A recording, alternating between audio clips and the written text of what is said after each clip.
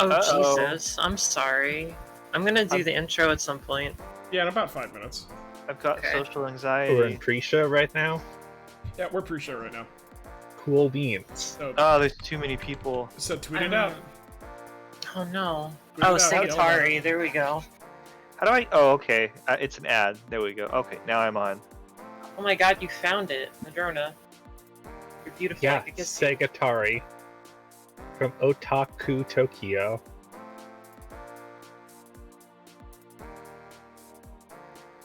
But they're like a weapons and robot producing corporation. I assume. Games, robots, and weapons. I assume their logo is like a stylized footprint. Yeah, because of their large footprint. Because of their large footprint in the console and the weapons market. Yes. Yeah, exactly. Not because And of for their no other mascot. reasons, not because of their mascots, Sonic. Sonic, I mean, it's Segatari, so like Sonic and Pitfall Harry, like Yeah. their child. What are you talking about? What do you mean? I'm talking about Segatari. We're just talking about Sonic. We're just talking Yeah. about corporations. Oh, Sonic! Okay. Sonic the character, like the blue man that runs really fast and he eats chili dogs. Oh yeah, I remember him. He's the mascot for Chuck E. Cheese. Yeah. Yeah. It was really sad when he went through his alcoholic phase. Yeah, that really sucked. Really sucked for all of us. You know, unironically though, you know what would be like a really great way for Chuck E. Cheese to like bounce back after all this shit? Alcoholism? Convert into like a adult themed barcade. I don't know. Those aren't doing too hot. We had one of those in my old town, and Really? it went bankrupt because the owner kept doing credit card fraud. Oh, that Ours- sucks. Well, that Ours is sounds doing like really well. that sounds like a them problem. I mean, it may not be doing well right now because of of this Of the light COVID. heat. Oh, The someone COVID. bought it, and they said they were going to renovate it, but then they demolished it. Oh, We have. well, I mean, that the is a kind of AFK renovation. Tavern. Yeah, ours is the AFK Tavern, and they like built 3 extra things. It's like an adult themed video game, super nerd themed barcade. There are barcades like everywhere, and they're usually pretty good. I just know mean- the AFK Tavern's nicest thing is that the women's restroom, right, has a beautifully like illustrated shrine to Shell from Portal. Like covering That the is wall. weird. It's so every bathroom's weird, but the women's bathroom has like No, this. most thick- bathrooms are normal. That bathroom is weird. What? Well, the men's one. You is know just what I like, want to see when I go to men's the one just bathroom? has like Laura Croft shrine. tits. The men's bathroom should have John Halo in it. It doesn't. It has like Laura Croft's tits. I And, always like, want to see you the know, shrine when I go into a bathroom. When I go into tea, I want to see like incense burning in front of this marble Like statue. Like the fucking like Hey Arnold like a gum statue hidden in a closet, but it's in the bathroom. Well, the worst thing about the men's bathroom is one of the toilet stalls has like a carefully drawn like Luigi head popping from behind the toilet and looking down towards No. Luigi sitting. No, That sounds great. I want to pee there. I definitely want to use the bathroom while Luigi watches. Well, he's blushing too. It's the worst part of it. Oh no, I don't want to That's pee there evil. anymore. I definitely want to use the bathroom while fucking Luigi watches me. Jesus Blushing. fucking Christ. Well, go into the women's I bathroom. can't It imagine anything more threatening. it has a shrine to Shell and poetry all over the walls. Oh my god, is it like those old Subway restaurants from the early 2000s? Where it was like newspaper clippings printed all on the walls? No, it's just that it's a nerd bar and people apparently spend hours and days painting in there. I don't know, man. That doesn't sound very good, Moderna. I don't like this place. It's okay. This place is giving off some fucked vibes, if I do say so myself. they had to go ahead and do a Warhammer night, right? For the anniversary of Warhammer 40k. Watch was Okay. Warhammer Fantasy, right? Okay. Yeah. And Games Workshop specifically targeted them and had them change their menu items to non-copyright terms. They're food items. So like, what Warhammer-themed food items did they have? They just had references to cities in the Empire and stuff. Oh, well, that's actually kind of cute. What I was expecting is like Orc Burger or something. Yeah. No, it was true. apparently there was like an old White Wolf thing about local foods in the Empire, and so they were making those items. And There's also like a couple of recipes in the back of like the Warhammer Fantasy role-playing books. that's probably Yeah, where but some if of you them came actually make those, they sue you. It's called a bait and switch. But apparently, because like I was going there, we were going there after it was kind of over, and they're like, "Oh my god, it was terrible. We got called this morning about changing our recipe names." So they had to like quickly change logos, like they painted over it, and were like, Oh, War Clubber. that sucks because it's like they put all the time and effort in, and then it's just like, Apparently, a lot of the day was just make fun of like Games Workshop. The day. that's fine. That's every day for me. Jack Chiptune says, we changed our Indominus Exterminatus burger to Big Gun Burger. Well, it's Warhammer Fantasy, not. Yeah, it 40K. was mostly fan. They had a few 40k things, but it was mostly fantasy.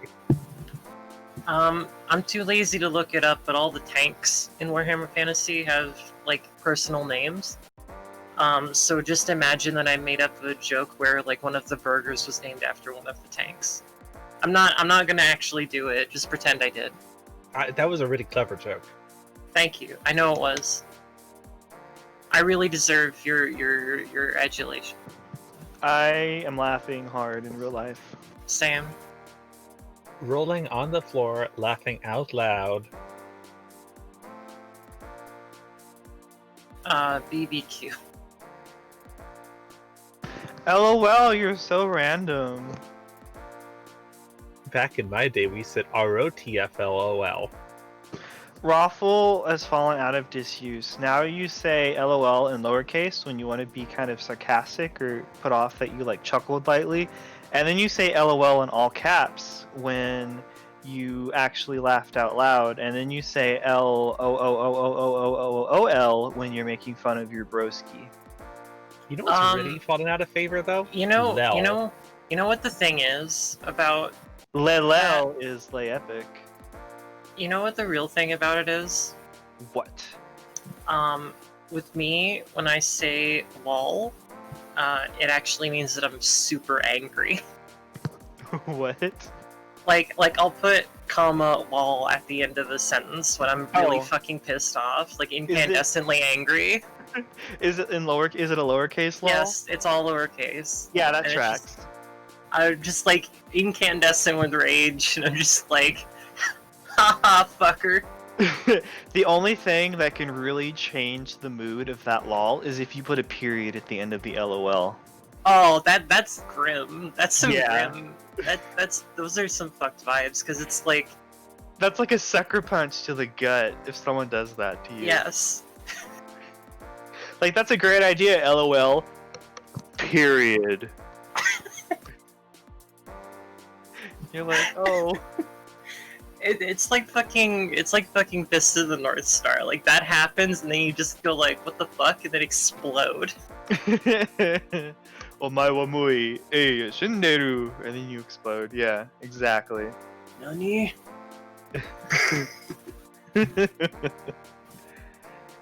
I like using LOL in all caps, and I sometimes use. You know what the opposite of all lowercase and then LOL period? The opposite of that is all uppercase and then an exclamation point. That's true. That has very That's the different most- energy. That's the most positive thing in the Right. world. I subvert that. Like, I'll make a joke at my friend because like we bully each other playfully. So I'll be like, "Ha, you're stinky," and I'll say a really underwhelming insult, and then I'll just be like, LOL, and put 20 exclamation points at the end of it, just to make myself look like a dork. Like, like your name's Brian, more like Brian. more like Bry Stinky. LOL. Brian, more like try hard. Well, I'm Why sorry, didn't you just go to trying? Brian, more like trying. Hey, Lamo. I said trying at first and it didn't come out right, so I wanted to go further. I wanted to say try hard. Oh, Did that God. not work for you? I mean, it did it for me. I have in fact arrived, so yes. That's I summoned you out of the fucking ether. I spoke you into existence. I don't know, man. I mean, we're I've been not here for a talking while. like we're too much in the past to go ahead and have even a lol. Like that's too old. We can't do lels. We can't do lols. We can even do lols. What did you say in the 90s instead of LOL? Well, we're in the BBC era or BBS era. We're in the Usenet era, barely. You know, so we have to say something like, God, like Laffacanationization. My fucking 3 times in a row. Yeah. Laffacanationization, Laffacanationization. You need to And stop then now. you've got it. What? Wow, I need to You have Reaganomics! to say it 3 times. I so just it's wanted to know what LOL was in the 90s! What are you saying? You're speaking in tongues! No, really, no, legitimately. Fucking Madrona, you can't talk to her on this subject. She was there for it, but the thing is that she can't put it into human speech. Like Yeah. like in order to articulate it, she has to revert to what it was like at the time, which is fucking cavemen. She needs to turn into a caveman Yes, in order the to do the it. thing. So This here's is literally cracking open the Dead Sea Scrolls. let me show off something here, all right? Bork bork bork is the height of Usenet humor, and it became a meme in that you have to repeat something 3 times. If something is repeated 3 times identically, it's extra funny. So if you're saying you're laughing while extending that into hacker speak by axorizationing it, maybe even leading it, oh lowercase, you cannot ever not lowercase. If it's not lowercase, it's bad. And then you repeat it 3 times, height of comedy. It's extra funny. I feel like an archaeologist digging up old buried transcripts. And I'm just like, these are obviously made by aliens, and then I destroy the tablet so that no mortal man can ever see them again. Speaking of being an archaeologist, digging up ancient transcripts from That's my millennia ago. joke. Cyberpunk 2020. Y'all want me to do the intro now? Yeah, go ahead. Let's go and get this underway. Hit it! Well, welcome to Your Game May Vary, a podcast about pen and paper games and whatever else. I want room service. I want the club sandwich. I want the cold Mexican beer. I want the $10,000 a night hooker. I want my shirts laundered like they do at the Imperial Hotel in Tokyo. Failing that, I want to talk about Cyberpunk 2020 for about 2 hours. Alright, well, you God got me damn for it. 2 hours then. How It's so- not about a- room service? It's unavoidable that we'll talk about Red 2, because 3/4 of the gang are currently involved in a campaign of Cyberpunk Red. Yeah, I'm gonna do a heads up. We were planning this like, oh man, we can head off doing something on Cyberpunk Red. We'll do it late November. It's not launched yet. You know, December's coming up. Cyberpunk 2070 is coming. It's a great time to do it. Oh My name wait, is Bucks. My pronouns are she, they. Joining me are introduce others. Madrona. I'm she, her, that, them. That. I'm Marlin. I am he and him, and I'm the only one that rolled a character for this session. And I am a salty rat. I'm a he, him. Sick! Okay, let's talk about Cyberpunk 2020. I was gonna put a little bit more effort into the intro, but then I had a really fucking long day. I'm sorry, we all had. I a was long gonna day. do acting, and I was gonna like put emotion into it, but I can't. Oh yeah, I remember all those scripts you sent me. Yeah. Look, the thing is, you're now modern Keanu Reeves, not young Keanu Reeves. I want room service. I want room I want service. the club sandwich. I want the cold Mexican beer. Sorry. Let's talk about Cyberpunk. Someone get me one of them Mexicokes. I want that. Damn, nice. So, Vux, what is a cyber and why is it a punk? A Cyberpunk is like a punk. Like if you imagine like a punk, right? But they know how to use technology, and that's what sets them apart from all the rest of the punks. More broadly, cyberpunk is you take your cyber, which is anything to do with like your freaking computers and your webs and your machines, and then you take your punks, which is a postmodern approach on the world that involves rebellion and evaluating gender roles, rules in music, rules in culture, that kind of thing. You smash it together, and you've got cyberpunk. And then if you go ahead and copyright it and cause a small controversy, you've got Cyberpunk 2020 Bam! by R. Talsorian Games. Bam, now you know. The manual for this game has a lot of really scantily clad ladies, and it looked really familiar. The art is very 90s. It is very heavy metal. It's very, very 90s. Additionally, the layout of the book and the editing of the book are also extremely 90s. It's very, very dated. If you're like bad. It reads bad. If you're a modern reader, especially if you're using something like a PDF reader rather than like an actual physical book, then you're actually going to have trouble parsing it a lot of the time. It's legitimately a lot easier to read in person. Like I even have my copy of 2020 over there. Some people were actually a lot better like a book. Yeah, some people were slamming. I was looking around. Some people were slamming the fact that the book uses sans serif's font, but I was like, I actually like sans serif's font, and that's not even the least of how bad the manual gets in terms of its formatting.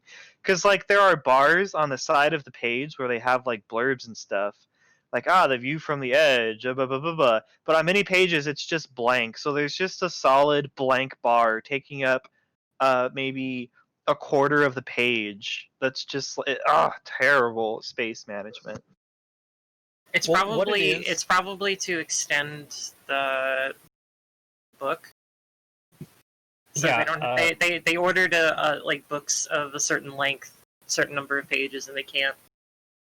Yeah, what you have to realize is a lot of the way you go ahead and design products at this point in time is you have to pre-order your book of a certain length. If you're updating, you have to have a certain amount of buffer. Rather than having blank pages, you can have more compressed things. This allows later editing changes. So say, oh no, we need to clarify rules with a new edition or a new sub-edition. For instance, the version you got in a PDF here is the new art edition, which has some expanded content here and there. My version over there is the original, and it looks a little different. The art is more American and less Euro. There's a lot of really good art in general for it, though, isn't it? Oh yeah, it's great art. It's just really horny. It is very horny. Well, it's European art. What do you expect? It's Italian art, yeah. Yeah, not only is it European, it's Italian art. And like, not to say anything about Italians negatively, but Italian movies, it's hard to find an Italian movie without tits or eye removal. It's very horny. And that fits with the whole mood of the setting, Mm-hmm. Where it's all like, living fast, sex, drugs, rock and roll, robot parts, that kind of thing. Yeah, style over substance. Which is on motto of the RPG. I like the Italian art in the updated book. I have never seen the original because I bought the updated one. I'll just send you images of them. It's not bad. It's just it's very much more American. I'm gonna be honest. I think the original is more punk. That could be. It feels like it was drawn by a poor artist in like Seattle. I mean, yeah. Like me. God, I must have drawn it. Fuck. Sold. You must have drawn it when you were like 8 years old. Like 1 year old.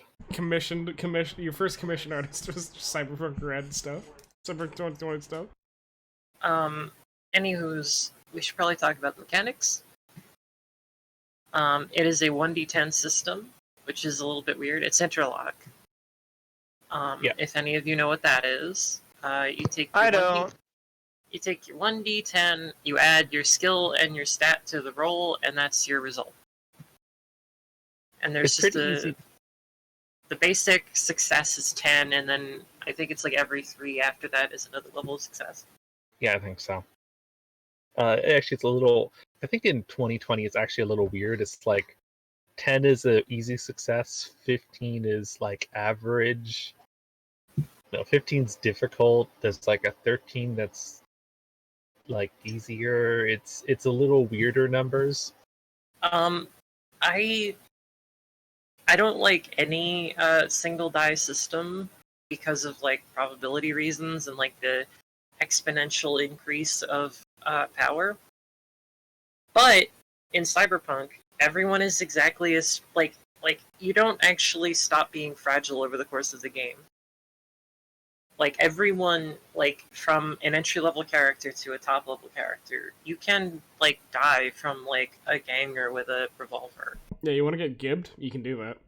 You can get gibbed so easily. I like it because it's like it's random and unforgiving like real life, and you can get killed randomly by a beat cop just like in Mhm. real life. Which is really frustrating because if you do character generation, you have to roll 50 times to get your character up. We're gonna get to that later. That's gonna be Yeah. fun. Actually, like the combat is an interesting thing. It was used for a lot of early game development in the 90s or in the aughts, the late 90s. Weird factoid, because I've spoken to these people. I actually used to have Mike Pondsmith as a professor. But when Halo was being developed, Halo's maps were tested in Interlock. They were playing Cyberpunk 2020 with old maps in Halo, like the interior missions. With Master Chief with the like the superhuman level of skill points, and that's how they attempted to immediately balance the map and their field and encounter rate. Mhm. So weird fact: Cyberpunk 2020 is Halo. That Same game. That is weird, There- isn't it? There are some artifacts of Cyberpunk in Halo, like how like the basic level of like brain computer is something everyone has in Halo, and like the fact that like the captain and the Mr. Chef have like card slots in their heads that they can like plug the AI into and stuff like that. That's all like remnants of mechanics from Cyberpunk. Yeah, it's a really bizarre factoid that I learned. I vaguely remember that. That is cool. I think that 2020's like layout, and to a lesser extent its system in general, like the system is really good, but it is a little bit Byzantine because it does come out of like 93, 94? 1991, 91. Okay, never mind. and it's an update of like 1990 or 1985, if I remember correctly. Yeah. Basically, you had Cyberpunk 2013, which came first. That came out in like 85 or some shit. Then you had the basically the second edition of 2013 was Cyberpunk 2020. That was like also a setting advancement. That came out in 91. And then you had after that you had Cyber Generation, and then I think after Cyber Generation you had Cyberpunk V3. No, you had 2027 first, which is Cyber Oh. Generation 2. Well, Cyberpunk V3 came after all that, and we don't talk about Yeah, and then Cyberpunk V3. Nope, Oh, we don't man, think we'll about have that to one. we'll have to mention it. I'm sorry. We're gonna. I think it actually might be worth a whole nother episode. Actually, Probably it's so weird and interesting, like a Cyber Generation and V3 thing. It's just a weird story and a weird system, and it's gonna have to have lots of images. it's very strange. It's something that I would love to play as a one shot, maybe not a whole campaign. But we're talking about Red and also 2020 now. Mostly 2020, actually. I didn't look at Red because you didn't tell me until 2 minutes before. That's okay. Well, Don't worry about We're it. not actually talking about Red. We're talking about 2020.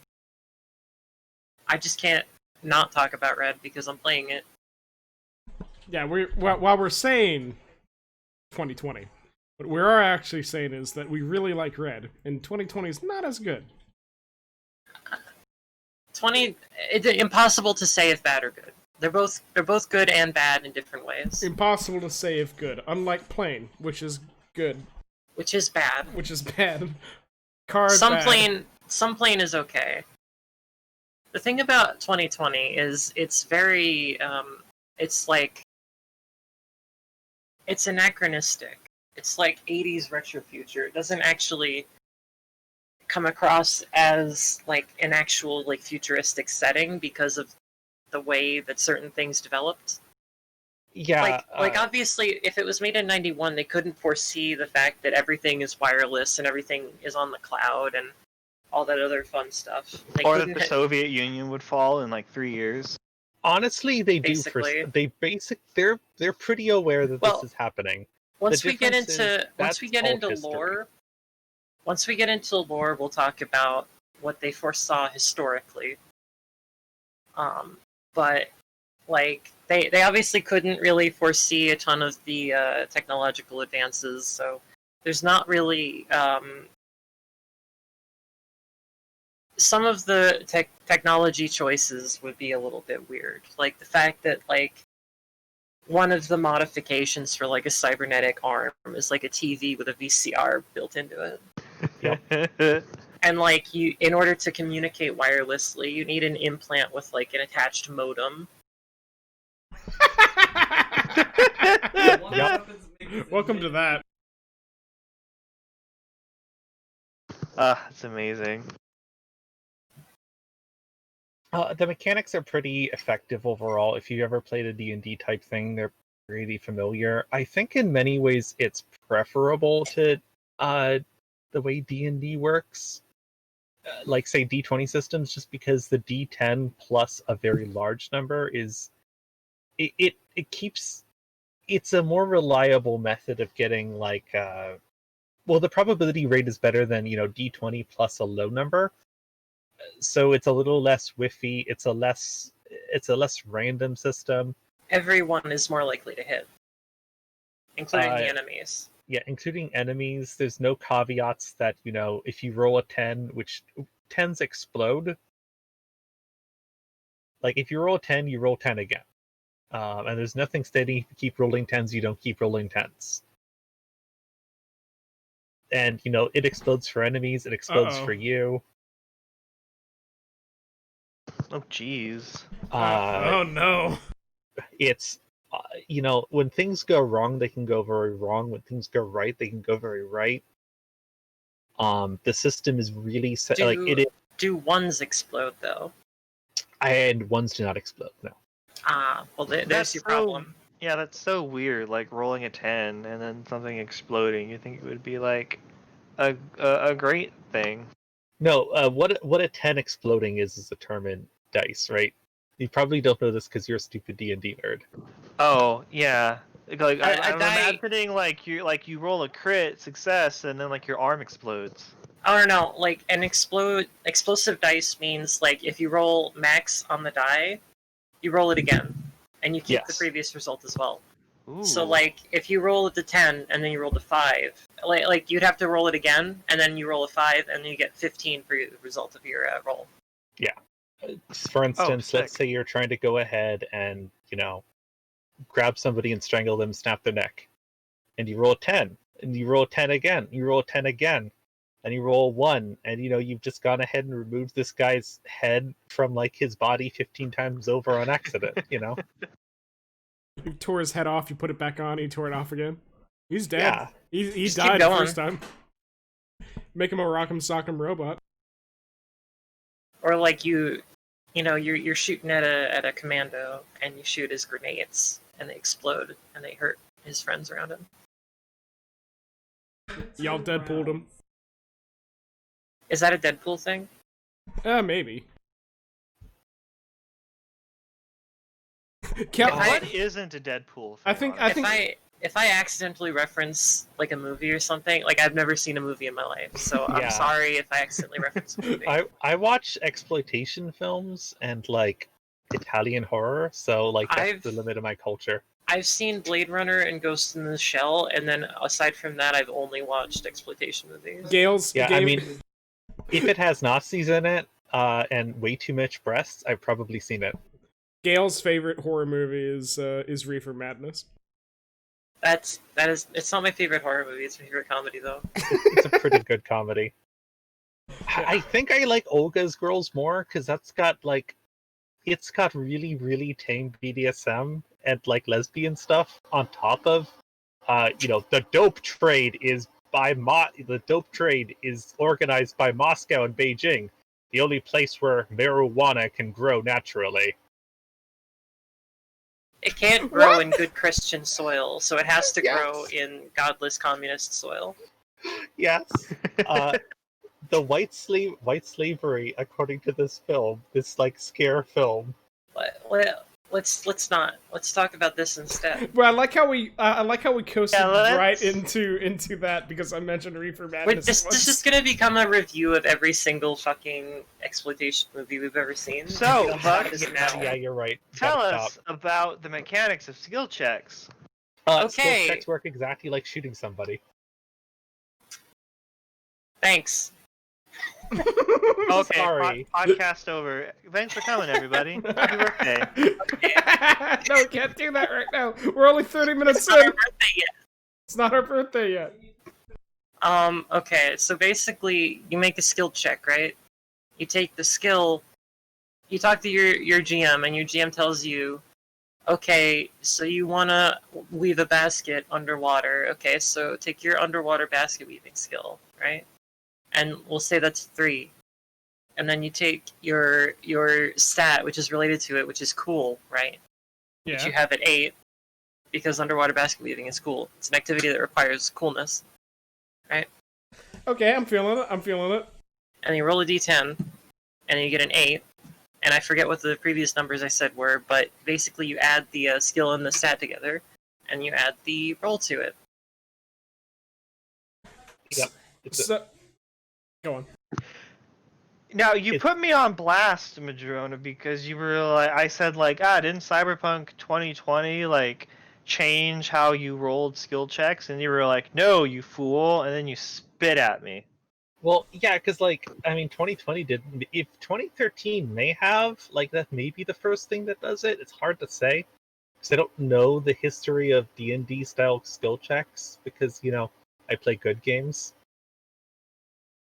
It's fine. It's fine.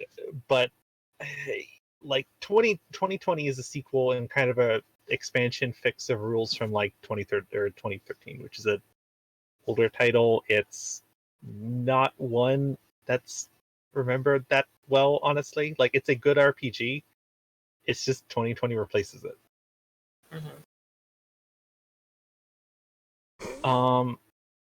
Otherwise, skill, like, the basic system to the game isn't that complicated. There's a lot of more complicated things in 2020. In fact, a lot of rules are obscenely chunky by modern standards. For instance, automatic rules, you have like 3 modes of, well, if you've played Shadowrun, you know them, but it's like burst fire, unload, widespread, narrow spread, burst. And it's a little bit chunky. It calculates individual bullets. It's a little overstress.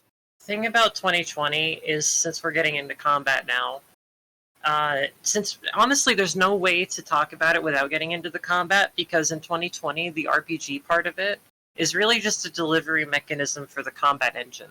Yeah, it's probably going to happen because somebody's going to kill somebody. That's not even really it. Like, it's not like narratively the combat has to happen. It's like the mechanics direct you to combat. Yeah. The combat is like center stage, and it is extremely wargamey. It's very, very tactical, very wargamey, and it is very like brutal. It is very like deadly. Like, you are gonna get your ass kicked if you're not careful. Like, you have to be utilizing every mechanic. You have to be using suppression and full auto and covering. Yep. You will die incredibly fast. I know more than one DM who tried to run a Cyberpunk 2020 game, and their entire party wiped in their first session Oh, no. Get fucked. from Because just you can get slapped by just like cops. yep. Cops with a submachine gun can literally mow down your party. Oh gosh. That kind of reminds me of Delta Green, where P-humans are just fundamentally squishy. Yeah, they're just. You can mitigate it later with cyberware and armor and vehicles, even armor, personal combat armor, that kind of thing. Yeah. But like in the beginning, especially, you're the same as them. You don't have any advantage over the NPCs. You know?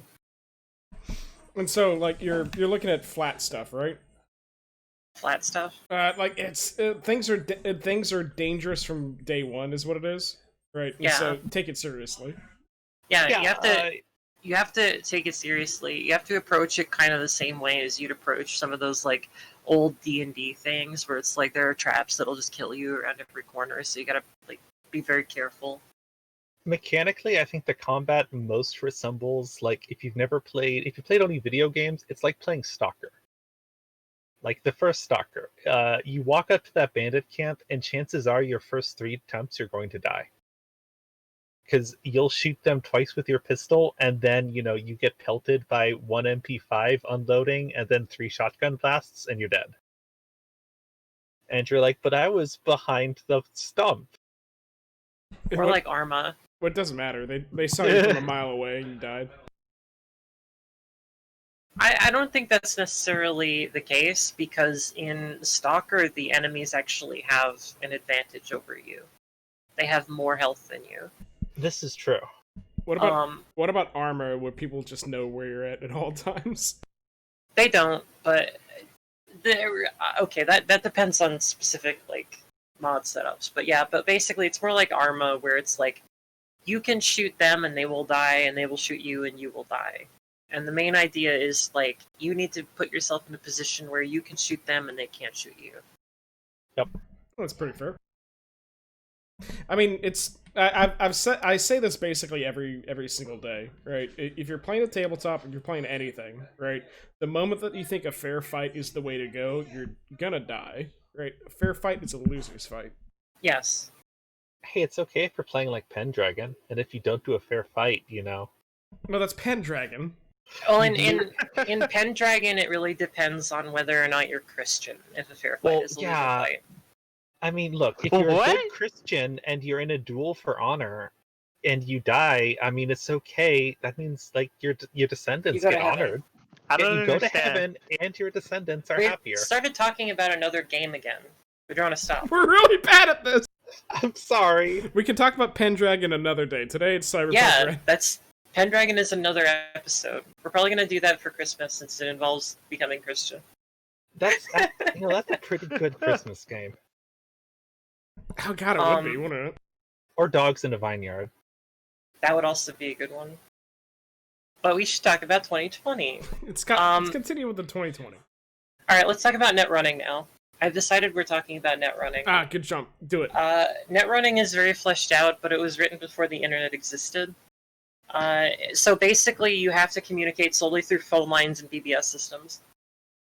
You have to like actually call in to a local net node and then navigate through like a virtual environment to the system you want to talk to.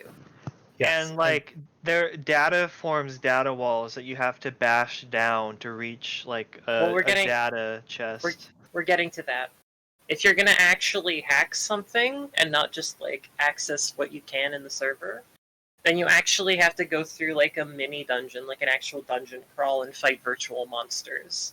Yeah, it was trying to describe the net architecture to a bunch of people who are not familiar with it, and their easiest method was, hey, it's like dungeons in Dragons. It's like rooms in D&D. Which is an interesting route. It was an attempt at visualizing this environment for people who had no idea how like the web actually worked. And it's kind of in many ways shaped how like cyberpunk, ethics now kind of think of the internet. You see it in like the Shadowrun, video games that came out recently. Hmm. When it's like, oh yeah, you're in the virtual world. It's kind of like a top-down shooter version of the real world. And speaking of Shadowrun, right? Netrunning in 2020 has the same problem as Shadowrun. It has good mechanics, but as a netrunner, you're playing a different game to the rest of the players. Yep. Yeah, I kind of noticed that too. Netrunning seems different compared to like overworld stuff, because it's like a traditional dungeon crawler. Yes. Cyberpunk has a slight advantage over. It has a slight advantage over Shadowrun in this, in that it's very typical for your companions to. God, what is the term? I think it's daddy into your jacks. What? Excuse me? I'm trying to remember the terms. It's a slang term, right? It's. I Don't think it's use the called slang term. Describe it in a way that people will understand. Can we daddy. also can we also not use? I think I heard the term "daddy into my jacks." Can we not do that Yes. one? Can we hold up?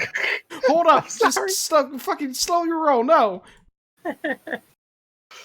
But basically what it is you can bring your companions along with you on a net run. So while in Shadowrun it has the issue that you're often doing your net run, Well, that requires them to have a brain implant and access jacks to begin with. yes, but they probably do. No, they don't? don't necessarily. Well, it depends. They might not. This is true, but like it's an opportunity to bring friends along for an adventure. While in Shadowrun, it's completely that your decker is, at least in first, second, and third edition, they're playing an entirely different game. They probably are going to play the session by themselves with your GM the day before. Yeah, but I mean, I like the idea of including Netrunner in the group, but the real problem with it is that like the actual net running occurs in it's not particularly well integrated into the game, and in addition, like the way that the setting is set up, as in like there's no like wireless, right? Wireless is like big, bulky, expensive equipment, right? So you can't like hack people's guns or their radios or anything, because those are all like isolated from the network. The network is just like terminals in the building, right? So unless you're fighting in a prepared environment, like a bunker with blast doors and turrets and stuff, the netrunner doesn't really have much to do with combat. I mean, aside from if they pick up a gun and actually go and fight too, but then they're just like a worse solo. Yeah, but on the plus side, if you do get into a net thing, in real world combat within the game, combat takes 3 seconds for your turn, but in net space, it only takes 1 second. So you basically have 3 moves in net space for every 1 move in real space. Yes. So if you max that out, you can like dab on everyone around in real space, but like what's it gonna do? Because like you can't. Well, you're hack unconscious people. in a corner. Yeah. That is a like, big difference. All right, guys, I got this, and then you just pass out. You just flop. You just ragdoll in the corner of the room, and then suddenly the lights go out because you took the wrong turn. Guys, I have an idea, and then you just go to sleep. He actually wasn't net running. You took a nap. Just taking a nap. The power went out for a completely coincidental reason. What can you imagine a net runner that's actually really bad at his job, and instead of net running, right? They say, "Okay, I'm jacking into the net," and they just chloroform themselves. No. They don't even have jacks. They just tape the wire to the back of their neck. There's a fucking 9-inch jack in the back. There's the fucking 9-inch cord that they duct tape to the back of their head. 9mm cord, excuse me. I'm jacking in. Amazing. Have a hacker con artist who isn't actually a hacker. They just pass out and make up shit and charge you. Yeah, that sounds right. oh, I God, couldn't wish get that the were me. I couldn't get the data. It turns out it was way more defended than ever before. You can take the money back. This is too much, and then they insist on paying you because it was that dangerous. And you're like, well, okay then. I suppose I have no choice. It's the ultimate grift.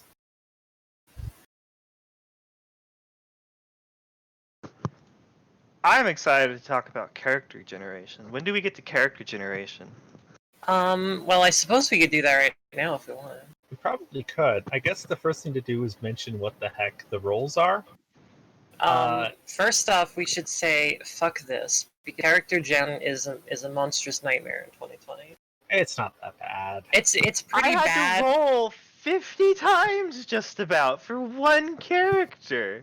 The problem but isn't the number of roles. The problem is the formatting, because it can lead you to doing things that you don't actually have to do in order to make a character. Oh yeah, Yeah, also that, it's, and it kept making me backtrack. Like there's like 3 different flowcharts scattered around 5 different pages, and so for the first one, it's like let me pull up my original attempt. It's like you have to roll a d10 for your clothes, and there are 3 columns: your clothes, your hairstyle, and some accessory.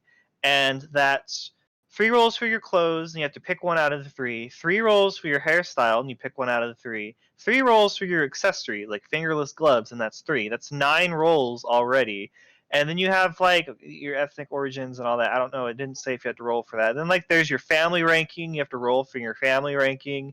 You have to roll for something that happened to your parents. You have to roll for something that happened to your parents if something bad happened to your parents. You have to roll for your family status. You have to roll for a family tragedy. You have to roll a d10 for a childhood environment. You have to roll a d10 for your siblings, and if it's an odd number, or an even number determines their gender. You have to roll for your personality, if you're friendly and outgoing or not. You have to roll for the person you value the most. You have to roll for what item you value the most, your concept.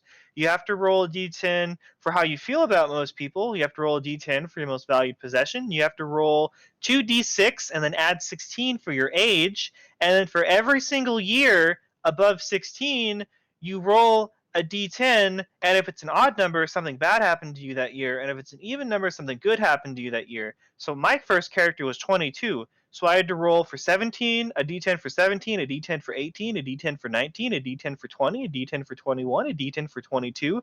I had to roll for an enemy that I had to make, and I had to roll for the cause of why we were an enemy. I had to roll a d10 for who's fracked off. I had to roll a d10 for what I want to do about it.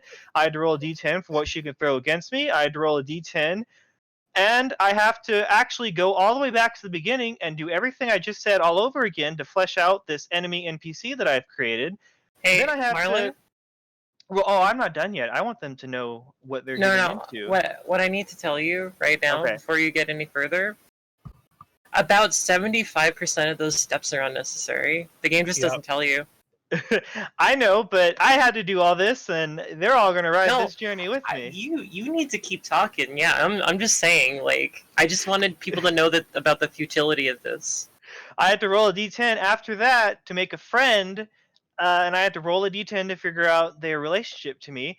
And then I have to go all the way back to the beginning and do all this over again to make them with their character traits. Then I had to roll a d10 for my romantic life. I had to roll a d10 for the consequences of my romantic life, and if it worked out or not. I had to roll a d10 for our mutual feelings.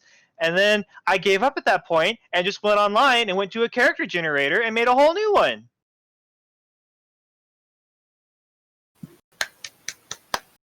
Nice, well done. Well, I mean, I can go ahead and say one thing you totally did dumb. You're not supposed to totally roll stats for your enemies or allies. There's nowhere that says this. Yeah, There's it nowhere does. that mentions this. Yeah, it does. I'm going to scroll down through the PDF because it's like you should roll. You need to do all this over again for your rival because you want to flesh out the NPCs in the world. And then later on, tucked away, it's like, oh, by the way, here's a quick character generator if you don't want to do all that other stuff. But I didn't see that at the time. Let me see here. That's the thing. You're approaching this. Here's the problem, right? You're going ahead and approaching this like a modern person reading a PDF. This isn't how you make characters in the 90s. You have a book. This book is multi-page. You see both those charts on the same page when you're looking at it. You flip it open to the next. You're supposed to read through the entire players section and then make a character. Yeah. You're supposed to comprehend the book. When you're doing it, you have one on each page. Some of these are an issue for modern lenses, they're not actually really a problem. I don't know. Having to roll that many times, that was the problem. It's Not it's really. less like an issue. It's more like the original Mario is really like not very readable and controls weird for like a modern player who's used to like 3D games.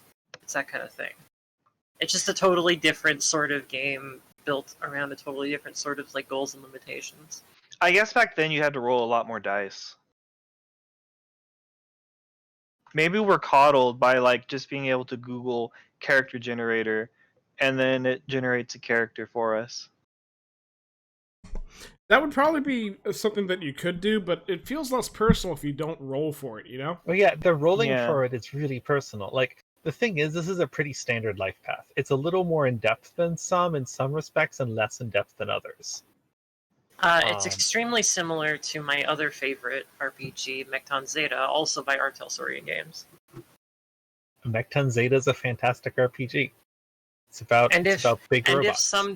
If someday someone responsible for making more Mekton Zeta happens to hear this, please God, make some more. Please. Make more Mekton Zeta, Mr. Pondsmith. But It'll make Bucks happy. Listen to this podcast. I doubt you remember me. Madrona briefly went to a class taught by Mike Pondsmith. Yeah, I actually hung out with him quite a bit at the time. Cal Dragon just says they're working on Mekton Zero now. Oh man, holy shit. Oh man, okay, I'm down. 100%. So happy. Did we get Teenagers from Outer Space 2 or Return to Castle Falkenstein again? Look, alright. You know what? I'm down for Teenagers from Outer Space more than Falkenstein, but I'll take anything at this point. We're hungry. Mr. Pondsmith. I'm hangry for Mr. Pondsmith's ideas. We want to get in the free marketplace of ideas. No. Oh, okay. I don't believe in markets. We want to get into the collectivized farms of ideas. Yes, I agree. I just want the slave labor camp of ideas. I don't wait, no, wait, I don't know about that, Madrona. Not feeling less okay with that one. Hold up. It's okay, you have to have it. Another thing about character gen and also the gameplay in general that kind of bothers me, because of the way it was designed in the era in which it was designed, it has this thing where it's like you're supposed to read it through all the way like a book. It doesn't like take all the rules out and lay those out like as a separate thing and then have like a description of the rules separately. And it doesn't do the thing where you have like a little like subsection on a page that has the rule in it and then like flavor text describing the rule on the rest of the page, right? The rules are actually buried halfway through like multiple paragraphs of text that you're supposed to read the whole thing. And it's like, It makes it really difficult to remember what the rules are when in practice, to look them up quickly in the game. And then also to skim the book and understand it if you're like a player and you don't need a deep understanding of the rules.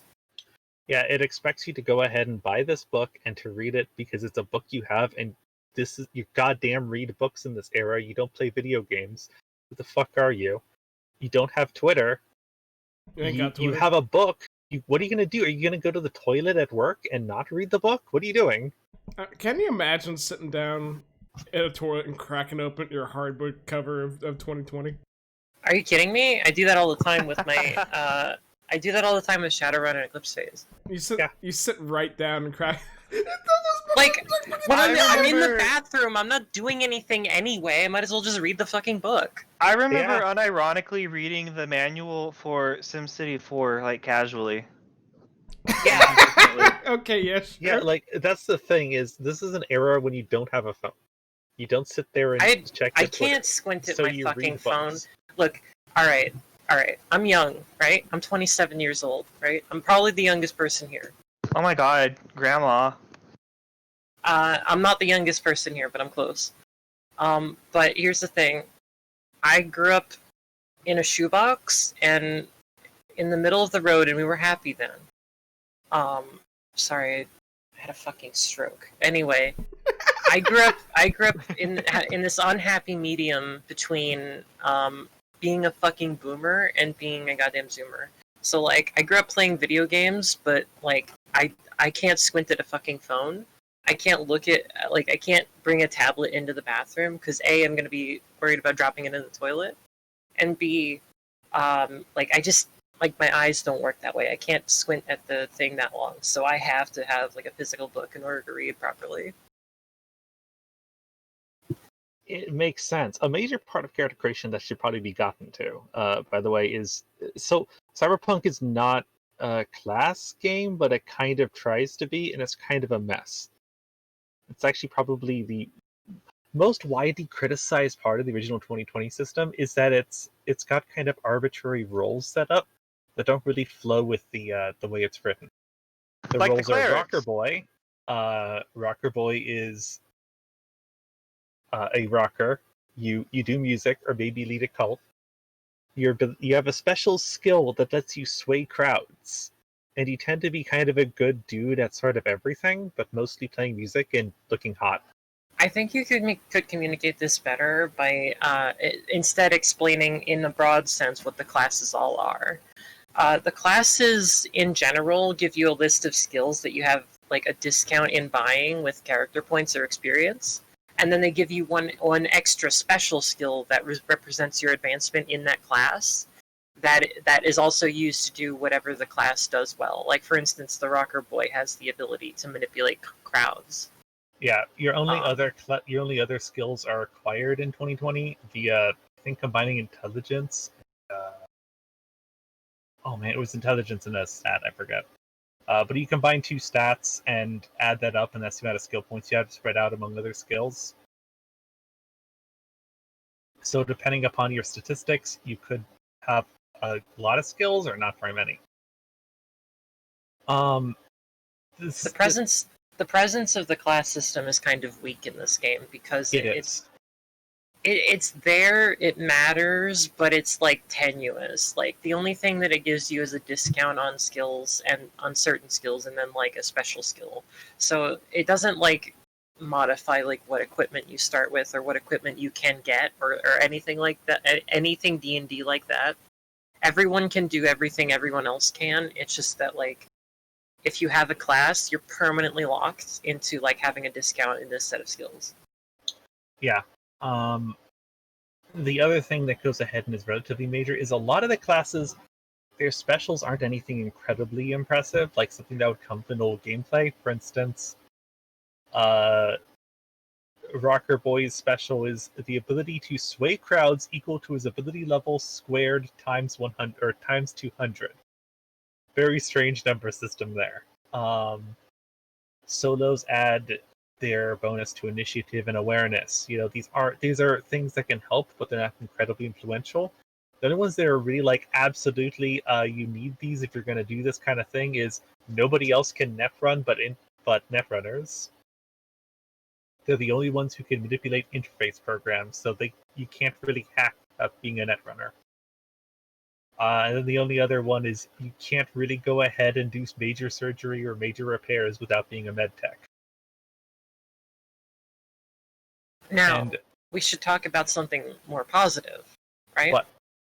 In Cyberpunk Red, the class system is both stronger and weaker, right? Yes. The class system has more unique mechanics for each class, but you can be whatever class you want at any given time. Like you can, when you get a level up, you can just decide you want to take another class, and you have both of them now.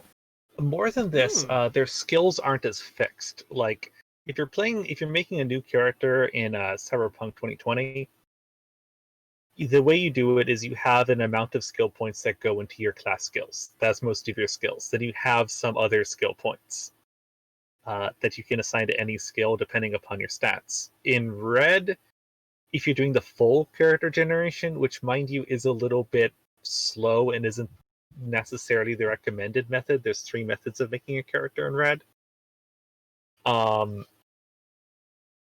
You go ahead and you got your oh my god, what am I saying here? Instead of going ahead and having a very narrow list of skills, you could technically apply to any skills available. You could build a character. You probably want them within their role, obviously. It wouldn't make much sense to make a net runner who has no computer skills and is focused around hitting people with baseball bats. But you could do it. It's looser. It's a lot lighter and easier to work with. Additionally, in Red, you don't get a discount towards skills that are more for your class. Instead, you get, depending on how you build your character, either you just get points to buy with and no discount, or you just get a basic package of skills already made for you.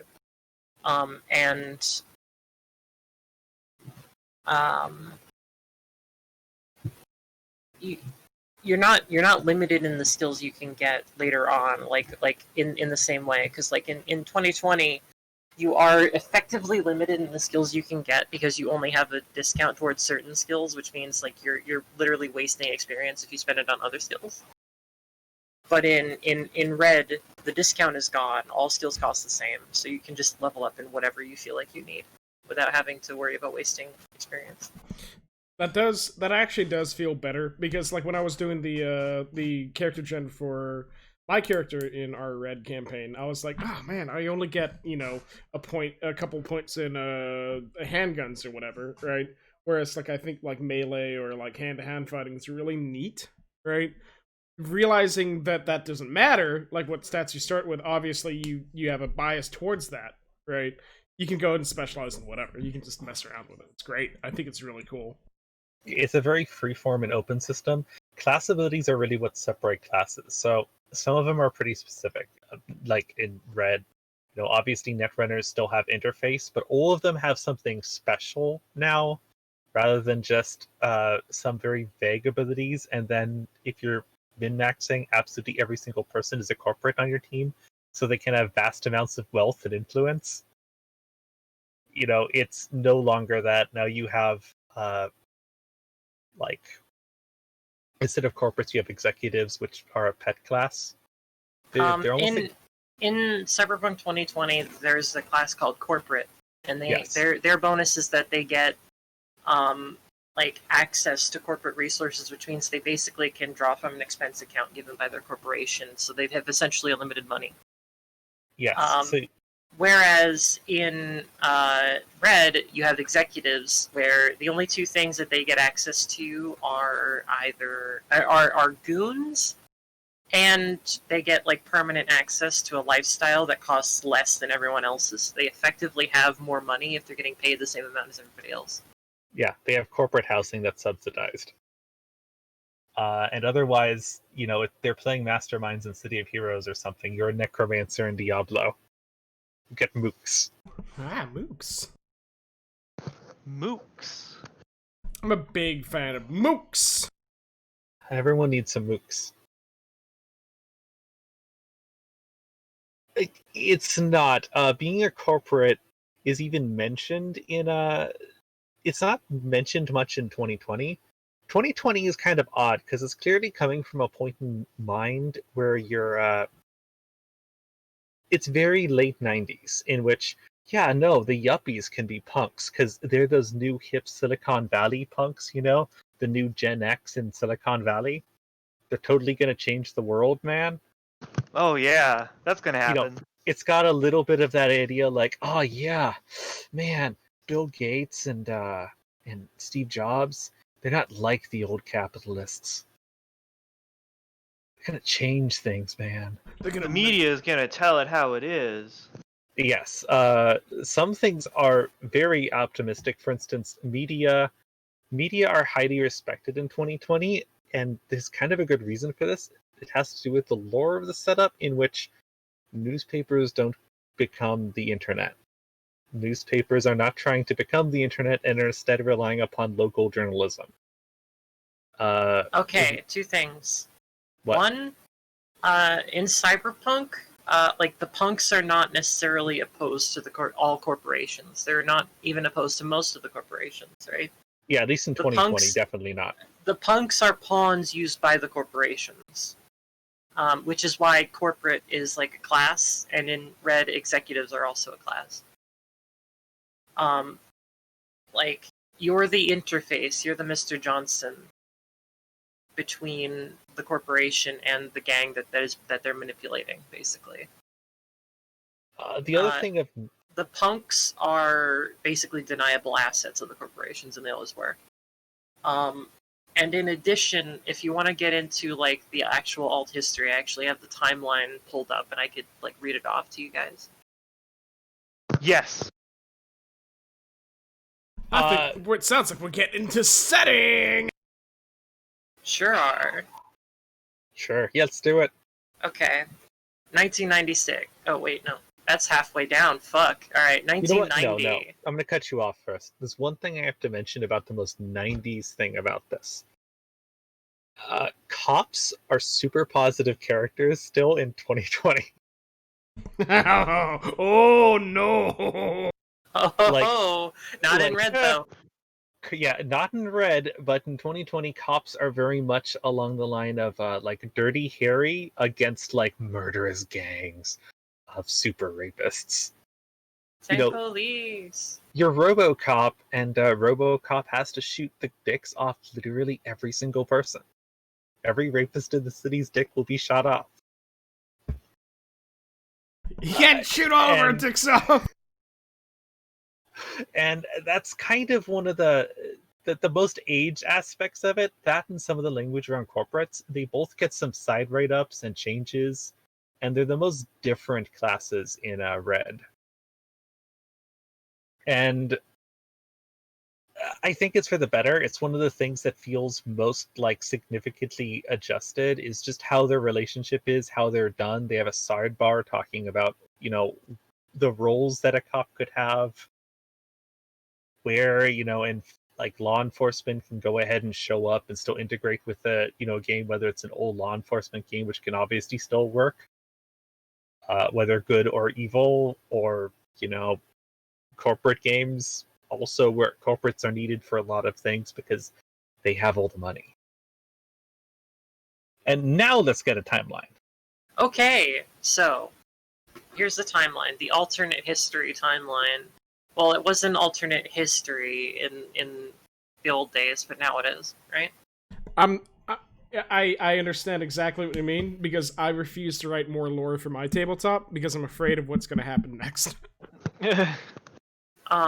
Okay, 1990, start of the first Central American conflict. The U.S. engages in interventionist actions in Panama and Nicaragua. Oh, this sounds very familiar. Honduras, El Salvador, etc. Military forces are sent to secure the Canal Zone from an ex-U.S. puppet dictator. West and East Germany reunited. Warsaw Pact breaks up. Breakup of the Soviet Union. Soviet President Gorbachev appoints party successor Andrei Gorbachev. Alright, sure. Sure, buddy. You mean Gorbachev? I'm Daniel. This is my best friend, Danielle. Danielle, yeah, and then he just like turns around and puts on a mustache. Fall of South Africa. Gorbachev didn't want this work. 1991, Eurospace Agency launches Hermes spaceplane. Gorbachev regime purges last of old hardliners. Chooch developed by Biotechnica. First arcology built on ruins of Jersey City. That sounds about right. Jersey City's already ruins.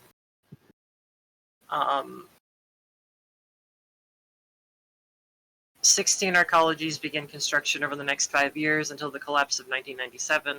We'll get into that later. Artificial muscle fibers developed at Stanford, 1992. The Treaty of 1992 establishes European Economic Community. The U.S. Drug Enforcement Agency develops and spreads several designer plagues worldwide. That sounds entirely in character. Yes. Governments of Chile, Ecuador collapse. A savage drug war breaks out. First use of high-energy laser lift arrays in the USSR, which is a space travel technology. 1993, first TRC biologic interface chips developed in Munich. AV-4 Aerodyne assault vehicle developed. Colombian drug lords detonate small tactical nuclear device in New York. Good Okay. job. Fuck New York. Fuck New York. My thing is, I was born the same year the AV-4 Aerodyne was developed. I'm proud of that one. I'll actually get to that. That's not in this book, but I can totally talk about that in lore. 1994, world stock market crash of 94. Nuclear accident in Pittsburgh kills 257. Damn. Pouring out for a real one. Pour out that big one. Arcana. 1995, Kilimanjaro mass driver begins construction. I hope that's the sick. entire mountain. I assume they literally just used the whole mountain as a sick-ass ramp to ramp into space with. Yeah. That does sound pretty sick, to be honest. That sounds sick lit. 1996, the collapse of the United States. Weakened by losses in the Rip. world. Weakened by losses in the world stock crash, overwhelmed by unemployment, homelessness, and corruption, many city governments collapse or go bankrupt. Wow. This is not political, you guys, I promise. Many city government, I just said that. The US government, snarled in a staggering deficit, and the machinations of the Gang of Four is totally ineffective. We'll talk about the Gang of Four in a little bit. By now, 1 in 4 Americans are homeless. First appearance of booster gangs. Lawyer purge. Irate citizens lynch hundreds of criminal defense attorneys. Wow. Fucking 90s. Yeah, wait. We need to have a digression here. Y'all, lawyers are actually good. Oh yeah? People who are against lawyers are literally just against lawyers because there was a giant propaganda campaign against lawyers in the 90s in order to, like, overturn regulations on, like, Safety, consumer products. Safety and consumer products. Like, Are you basically, saying that Simpsons gag where they were imagining a world without lawyers and it was a paradise was actually propaganda? yeah, it was, actually. No shit. Yeah. I mean, the greatest example of this. Because all through the 80s and early 90s, there were a number of huge historic class action lawsuits where, like, corporations overstepped their bounds and, like, giant legal teams destroyed them and won millions of dollars for regular people. I mean, one of the greatest examples of this in the more modern era was the famous McDonald's lawsuit. In McDonald's got afforded silence on this lady who literally had her genitals mutilated by 500-degree freaking coffee. Oh yeah, I remember this that old lady who was sent to the ER and nearly died. And, yeah, I remember I was in a lot of classrooms where they were like, this lady poured hot coffee on herself and lawyers got her millions of dollars. Yes. She was crippled for life and died young. Like, You said she was a grandma and she died young. She was old.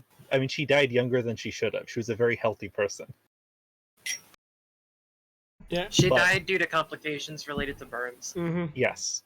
And, like, this lawsuit, basically part of the agreement for her to get payout was they couldn't talk about it. And it would be a slow trickle that would go to her kids.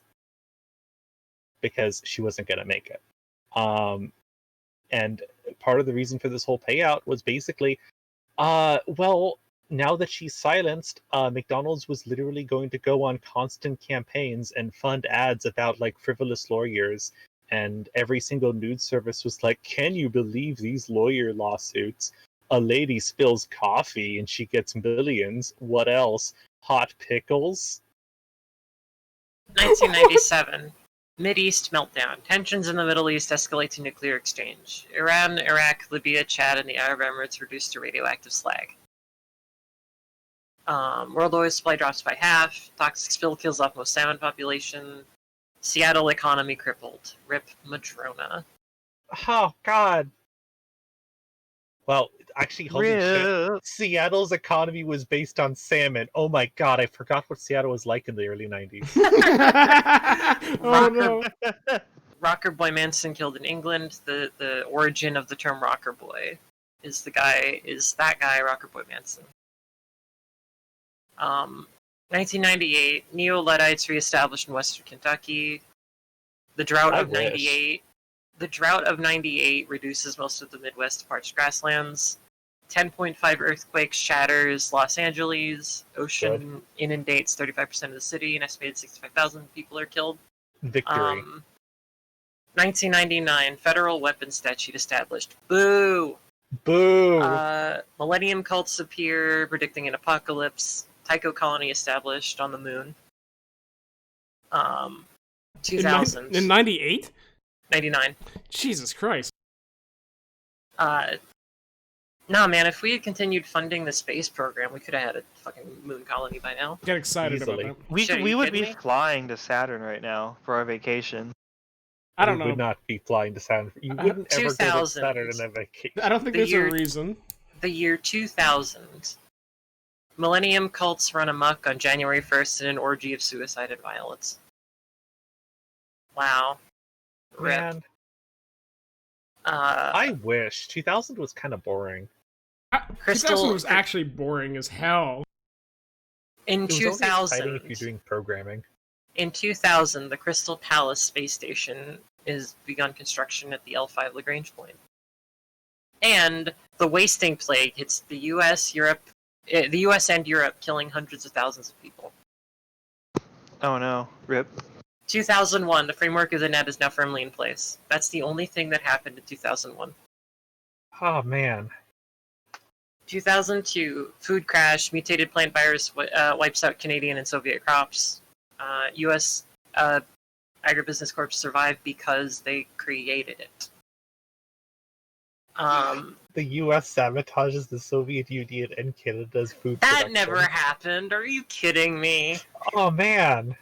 The U.S. never sabotaged the Soviet Union. You know what's Um, sad? It's food is one of the few things we didn't sabotage.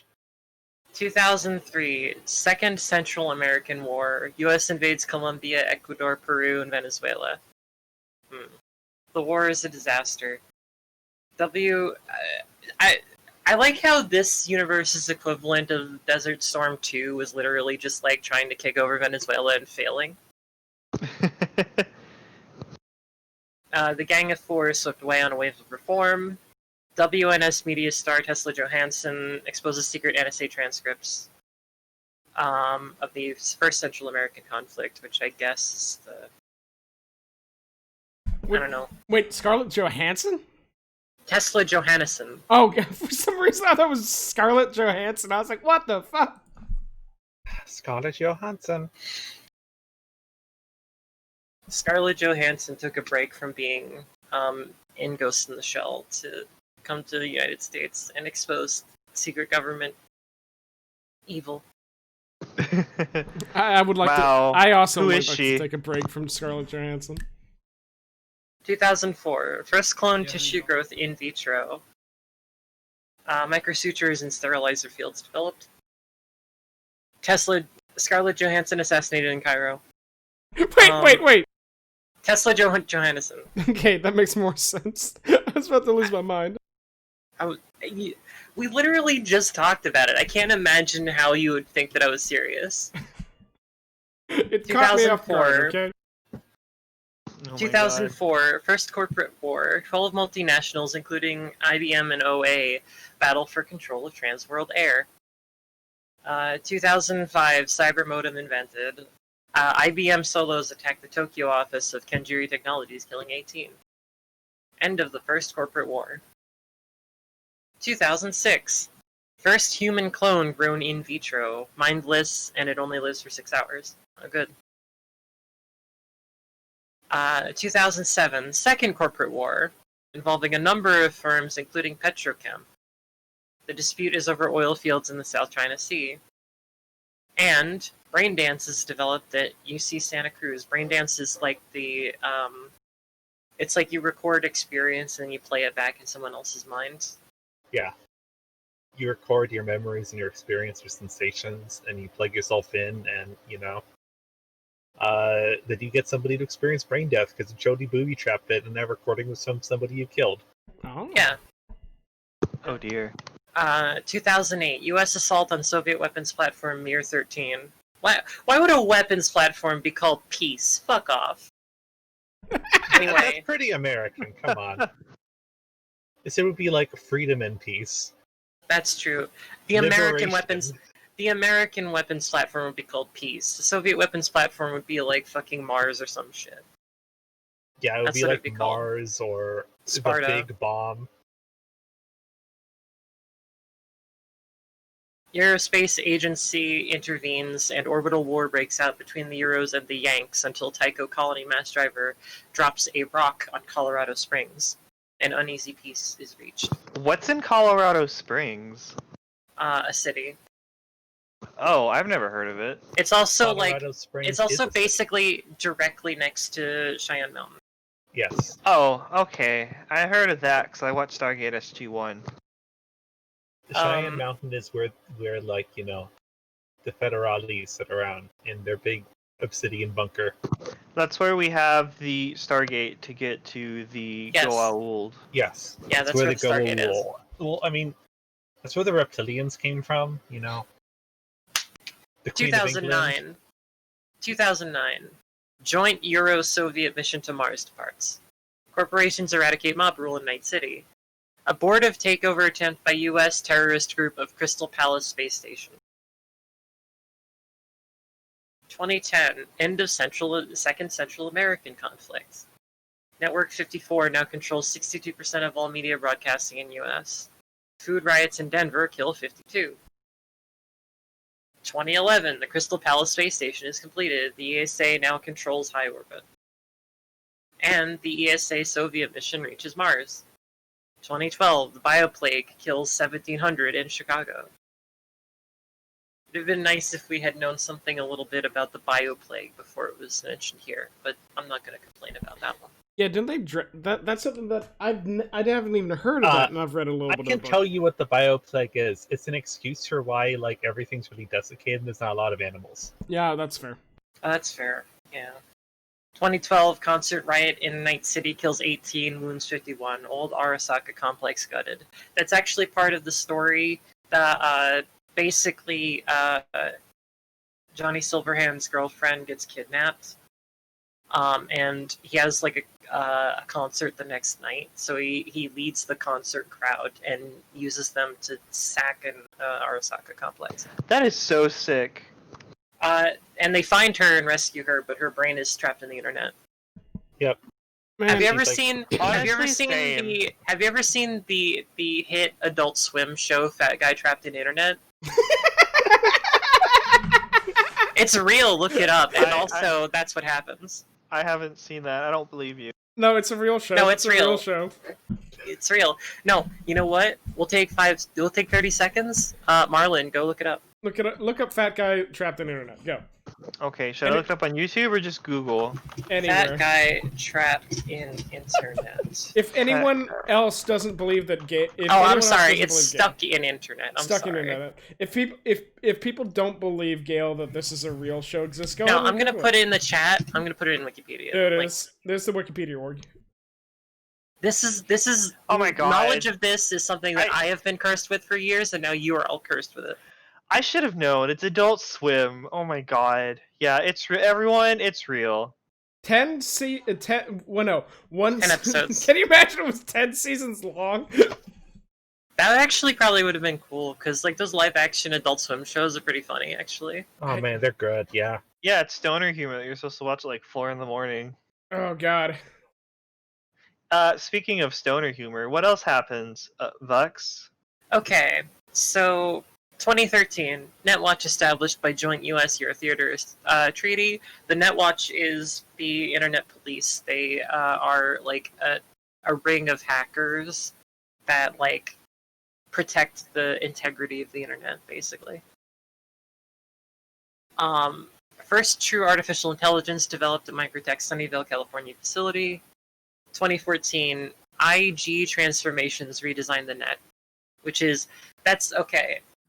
That IG transformation is like some sort of like mathematical formula that allows them to like visualize like data as like a physical reality, which is basically what allows you to plug your brain into the internet and see things. That's pretty cool. Yep.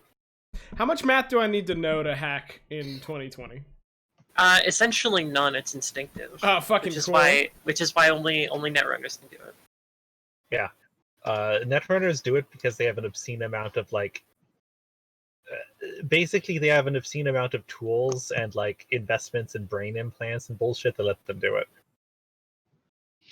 In 2014, the Metal Wars begin in Night City as gangs battle for turf, which is pretty fucking metal, if you ask That's me. pretty metal. I like the Metal War. 2015, Rise of the Cyber Mercenaries. Lithuania hires cyber soldiers to repel invasions by Latvia. What? What? Okay. Welcome That's to the the most- Cyber War! The fucking Latvian Cyber War. Latvia Cyber War! That's the most top tier shit I've ever heard. No, Fazo Burkina, the literal Metal Warriors, that comes in Cyberpunk V3. I'm sorry. 2016, Third Corporate War is fought on the net as rival corps attack each other's data fortresses. 2017, the first self-aware human clones are created. Okay. As detailed in the hit film Clonus, the parts the Clonus horror. Okay, so hold up. Can I go and put a pause on that one? Can you go read the last entry from that timeline? The last entry, the entry Which before one? the clone one. The entry from the before the clone one. 2016, Third Corporate War is fought in the net as rival corps attack each other's data fortresses. Can we talk about the term data fortress, please? Alright, so like high security servers are called data fortresses, right? Oh, that's not nearly as interesting, but alright, continue. You know, we call them those in the real life sometimes too, Parts right? the Clonus horror is the movie that I just referenced in that one, and there we go. There's a Wikipedia link in the chat again. Bam, bam, bam. Wham bam. 2018, bushfire wars erupt in Eastern Europe. ESA mission launched to Jupiter. 2019, orbital colony revolted L3 Lagrange point. 2020, the present. The setting continues from there.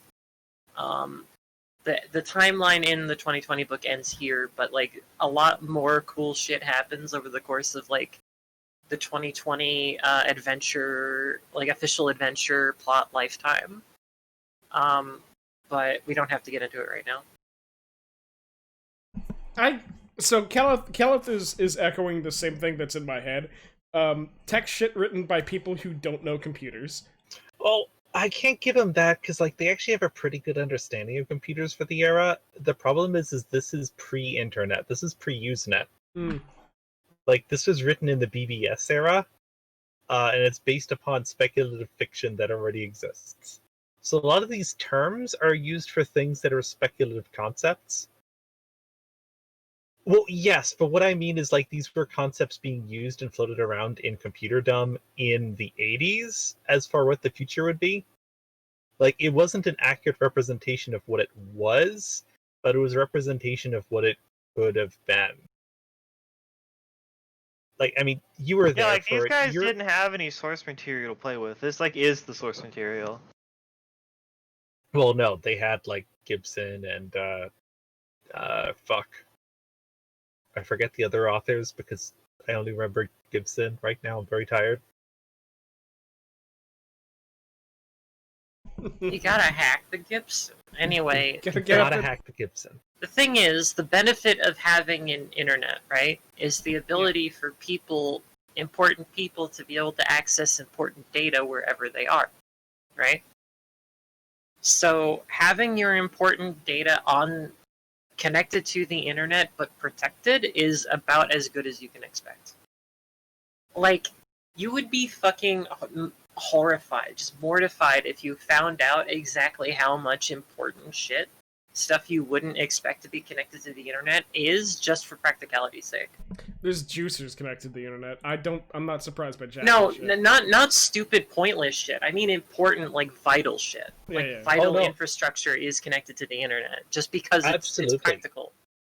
I mean, back when I was when my father used to work for the Bremerton shipyard way back when he was not very, very, very, very old. And like even in the 90s, they had a computer break-in into their web server, and the nuclear refueling center was temporarily interrupted. And like the thing is, this is refueling a nuclear reactor on a submarine that's filled with ICBMs that were also at one point connected to the internet because they are testing things. Apparently, we found out in like reviews of old documents. I don't remember. There was a Freedom of Information Act that kind of came out on it, but like literally, there was the theoretical possibility a hacker could have accidentally, set off a nuke. Very, very unlikely. No, those parts are not connected to the same parts as. Yes. Well, what it was is they were testing like remote nuclear launch stuff. Oh. Well, regardless, the reason why it happens is because, for practicality's sake, there needs to be one guy in charge, and that one guy has to be in charge no matter where he is. So it has to be connected to the internet because that's the only way to ensure that you have, firm lines of communication, right? The risk of break-in can be mitigated. Well, that is true.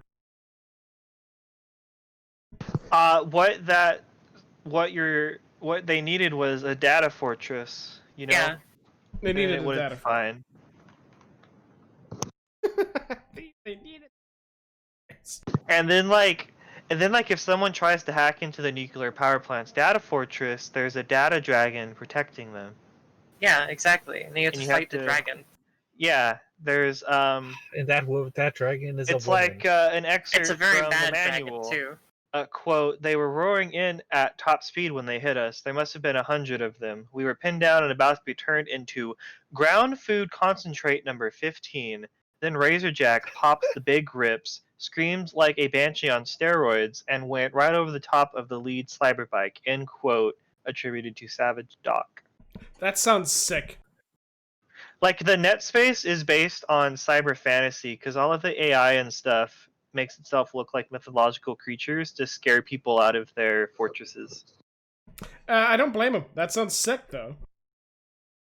Yeah, this was actually part of the idea of how to get people engaged, because I've talked to Fawn Smith before. Part of the idea was to try to get people interested in how net stuff worked. They had to simplify it and make it simple. One of the easiest routes was trying to literally make it like D&D, like a D&D campaign. Because that way, you could easily see, oh yeah, well, we're knights, and, our programs are swords and shields, and, things like that. Swords, shields, armor, a steed. Several horses. Yeah, and, the enemies are old dragons, or orcs, or goblins, or hellhounds. And it was like, oh yeah, it'll be much easier for people to go ahead and visualize this if you describe it in a fantasy environment they're already used to, fantasizing about. So it's an interesting choice for this era when nobody knows anything about the internet. There's also one other thing I wanted to mention. Internet is a phone company. The internet is called the net. Yes, this is true. Internet is such a large and well-armed phone company that everyone pays internet for their net connection. Yes. Otherwise, internet will show up at their house and kill them, no matter who they are. Yes. I'm imagining, as a phone company, they still have a legacy product as, a rotary phone. And so, one day you crack open your rotary phone to try to fix an issue, and then suddenly, a black-clad squad of spec ops busts through your ceiling, and they're like, "You're trying to jailbreak the rotary phone!" And they just shoot you and your dog. Yeah, I've broken into it. I've broken into the mainframe. There it is. I hacked the Gibson through this wireless, or through this rotary phone, rather. Honestly, some of my favorite shit in this is like these assumed corp mergers or new corporations. Like I mentioned it earlier, but Segatari. Sega doesn't exist. Atari doesn't exist. It's Segatari. Its headquarters is in Otaku, Tokyo. Ah,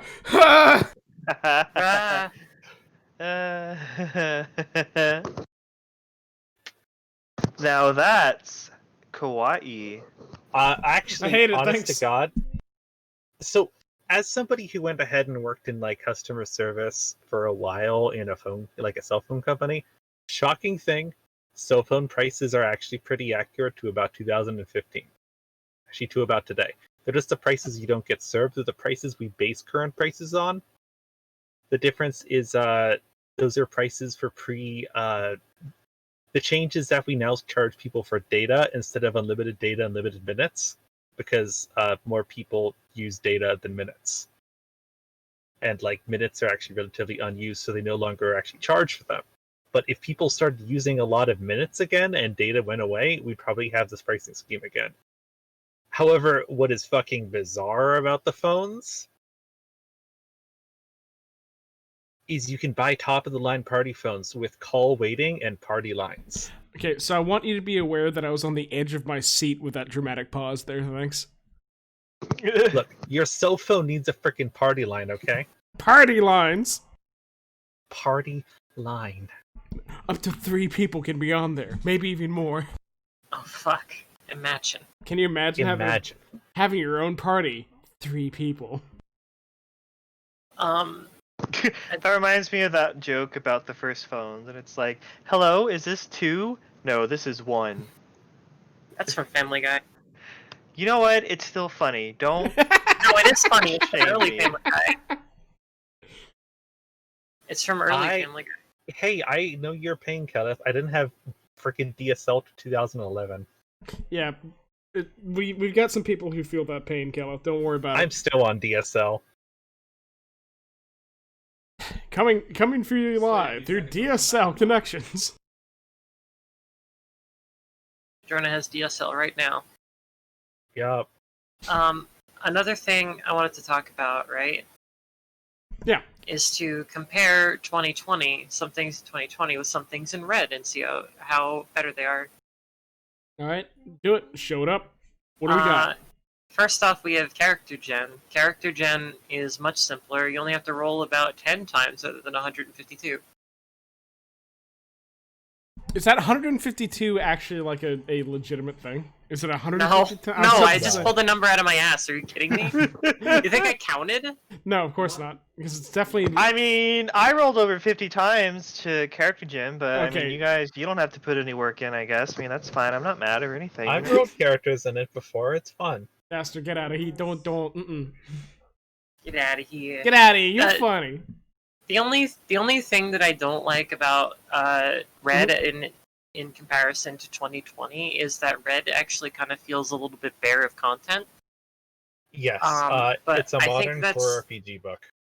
It's a modern core RPG book where it's got basically nothing in it, and everything else is going to be like splats, I think. I mean, it has a good amount. It has a lot on Night City. It has a good chunk of lore. It has more lore and mechanics than like fiddly bits. Yeah, it's still there. Like, it's not empty. Like, this isn't to go ahead and say it's an RPG when you pull it open. You're like, oh, look, it's the mechanics, and here's like a blurb on lore. It's about It's as mostly full-fledged as the lore. original. It's mostly lore. It's not. No, therapy is still there. Therapy is a little bit less weird. Like cyberpsychosis.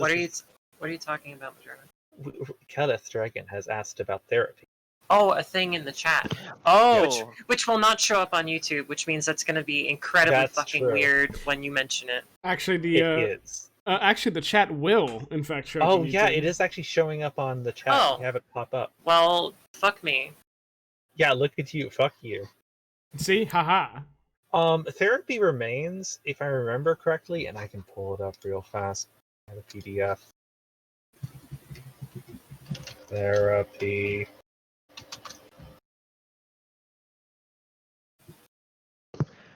I know that wasn't this game the first one that did the mechanic where the more augments you have, the less humanity you have, and you become less human the more augmented you are, which is that's It's a not just- normal. It's not just augmentation, it's also like witnessing great violence and doing great violence and doing tons of drugs. that stuff is Yes. fine, but it's like the more augmented you are, the less Yeah, humanity you have, and it's the more you replace ooh. your arms and legs with cannons, the more or less human you are, yeah. I agree with that. That does feel about right, because a human does not have a 50 gauge, a 12 gauge shotgun for a left arm. So you're right.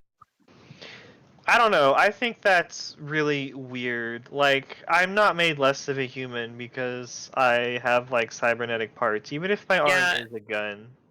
No, that's not true. The thing Oh, is, okay. this is I'm a sure very if we common. I'm sure if we naturally evolved to have No, 50 look, caliber okay, guns here's on the our arms, thing. you'd be like, reject modernity. Okay, here's the thing, right? The conceit of the setting is that consumerism is bad, right? And what are cybernetics other than consumerism, right? You're Yep. literally buying upgrades to your own flesh, right? Mm. And the humanity loss represents the degree to which you have alienated yourself from humanity by engaging in rampant consumerism, right? Or witnessing horrible traumatic events, or participating in them. Like consumerism. I don't know. Seems kind of yikes. I mean, Besides, replacement limbs for ones that are lost through the course of like traumatic events, or like stuff like simple like cosmetic modifications, or like stuff like that. None of that incurs a humanity loss at all. Oh, Yeah, okay. only actually, I'm something fine. that's something It's that has only- changed. It's only stuff that you have specifically like, oh, I need this to do my job better, or like, oh, I just want more power. That causes you to lose humanity. so it is. So like Kel's big concern is the, oh, if I lost my leg in an accident and if I get a prosthetic for that one, that I'm gonna lose my humanity. What it actually is saying is getting these souped up bits because you just wanted to have them. Is the Yeah, humanity all- loss. Like all if you like lose a leg in a car accident, like you lose humanity because you got exposed to a traumatic event, but like getting a new leg doesn't reduce your humanity. In fact, it can replace it, like restore it. Yeah, in Red, the system has changed a little bit because, like, normally the people doing your humanity restoration is also your medtech. And there's an encouragement to have it be an RP session. Literally a group therapy and discussion session with roles.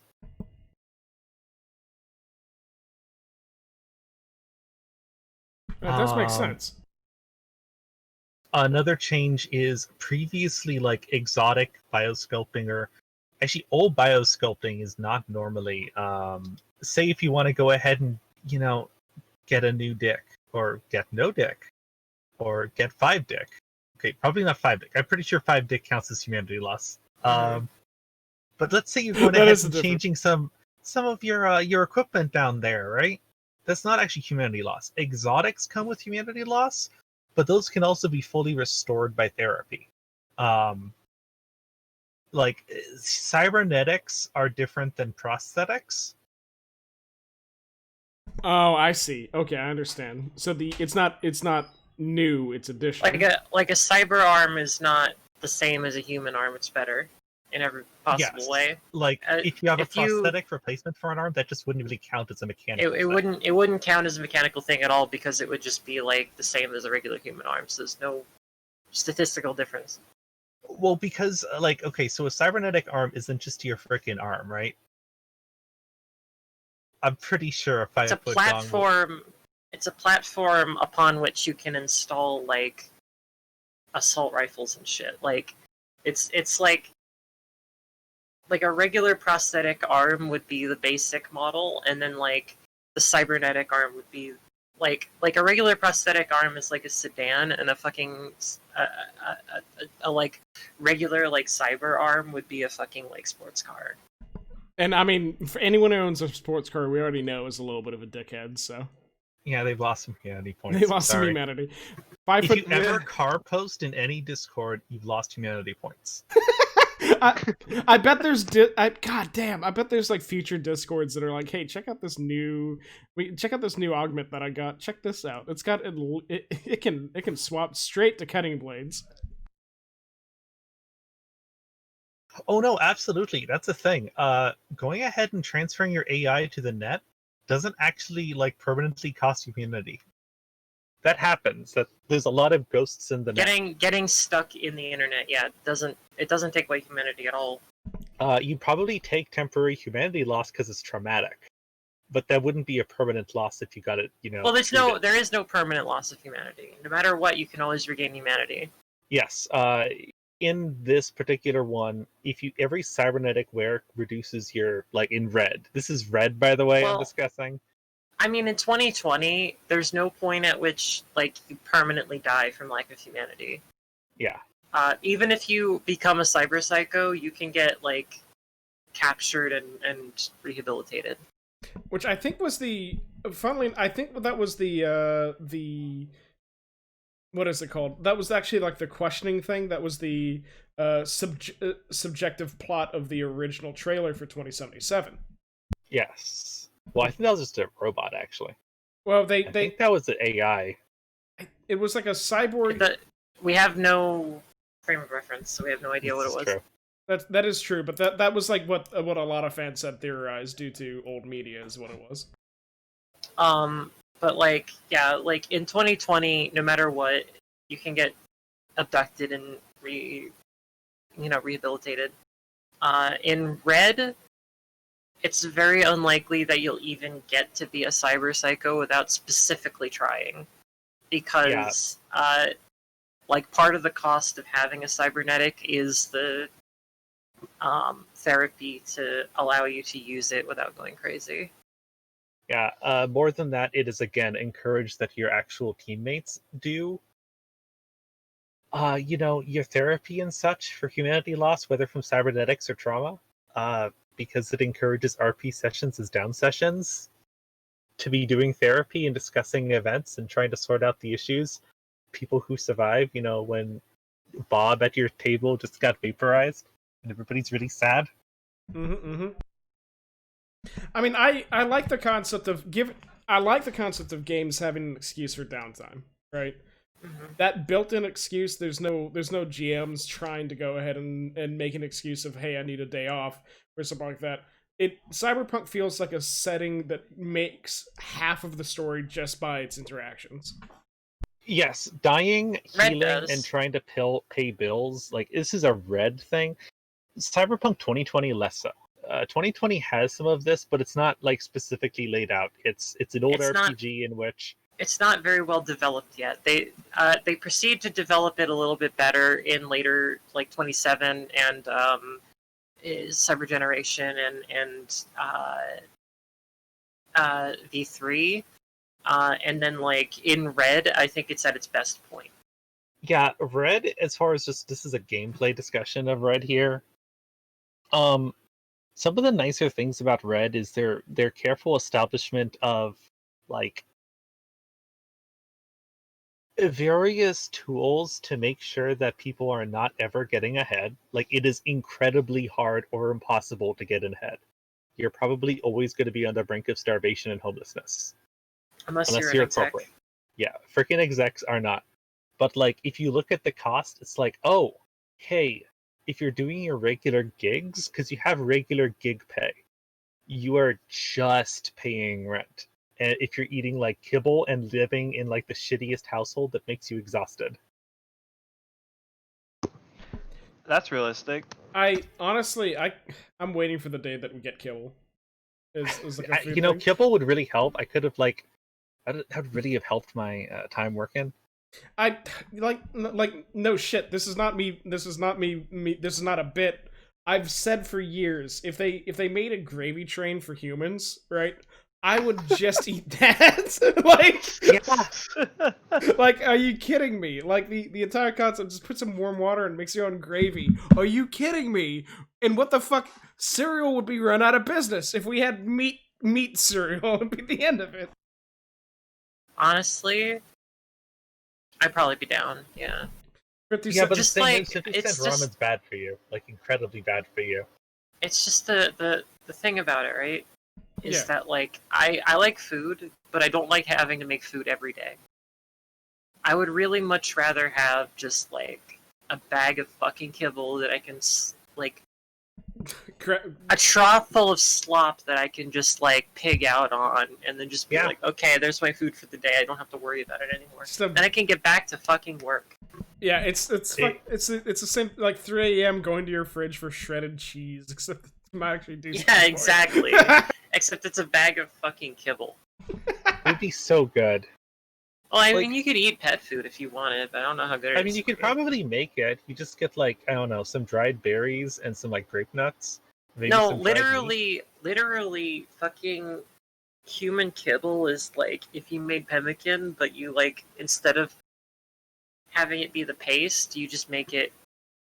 You try boil that the shit out. essence out of the berries and the meat, and you put it into grape nuts. I know mean, what you pemmican could just is, go 'cause I ahead and, like, played salt RimWorld. old dog food. You know, like old dog food for sensitive stomachs. You've got human kibble.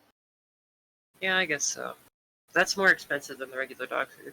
That's true. So anyway, hey, if Gravy Train happens to be listening to this podcast right now, if a PR guy from Heinz or whatever, whoever makes Gravy Train, listen, the market is out there. We're ready and we're hungry for food that just makes its own gravy. You don't need to impress me. Just put it in a bag. I'll eat it.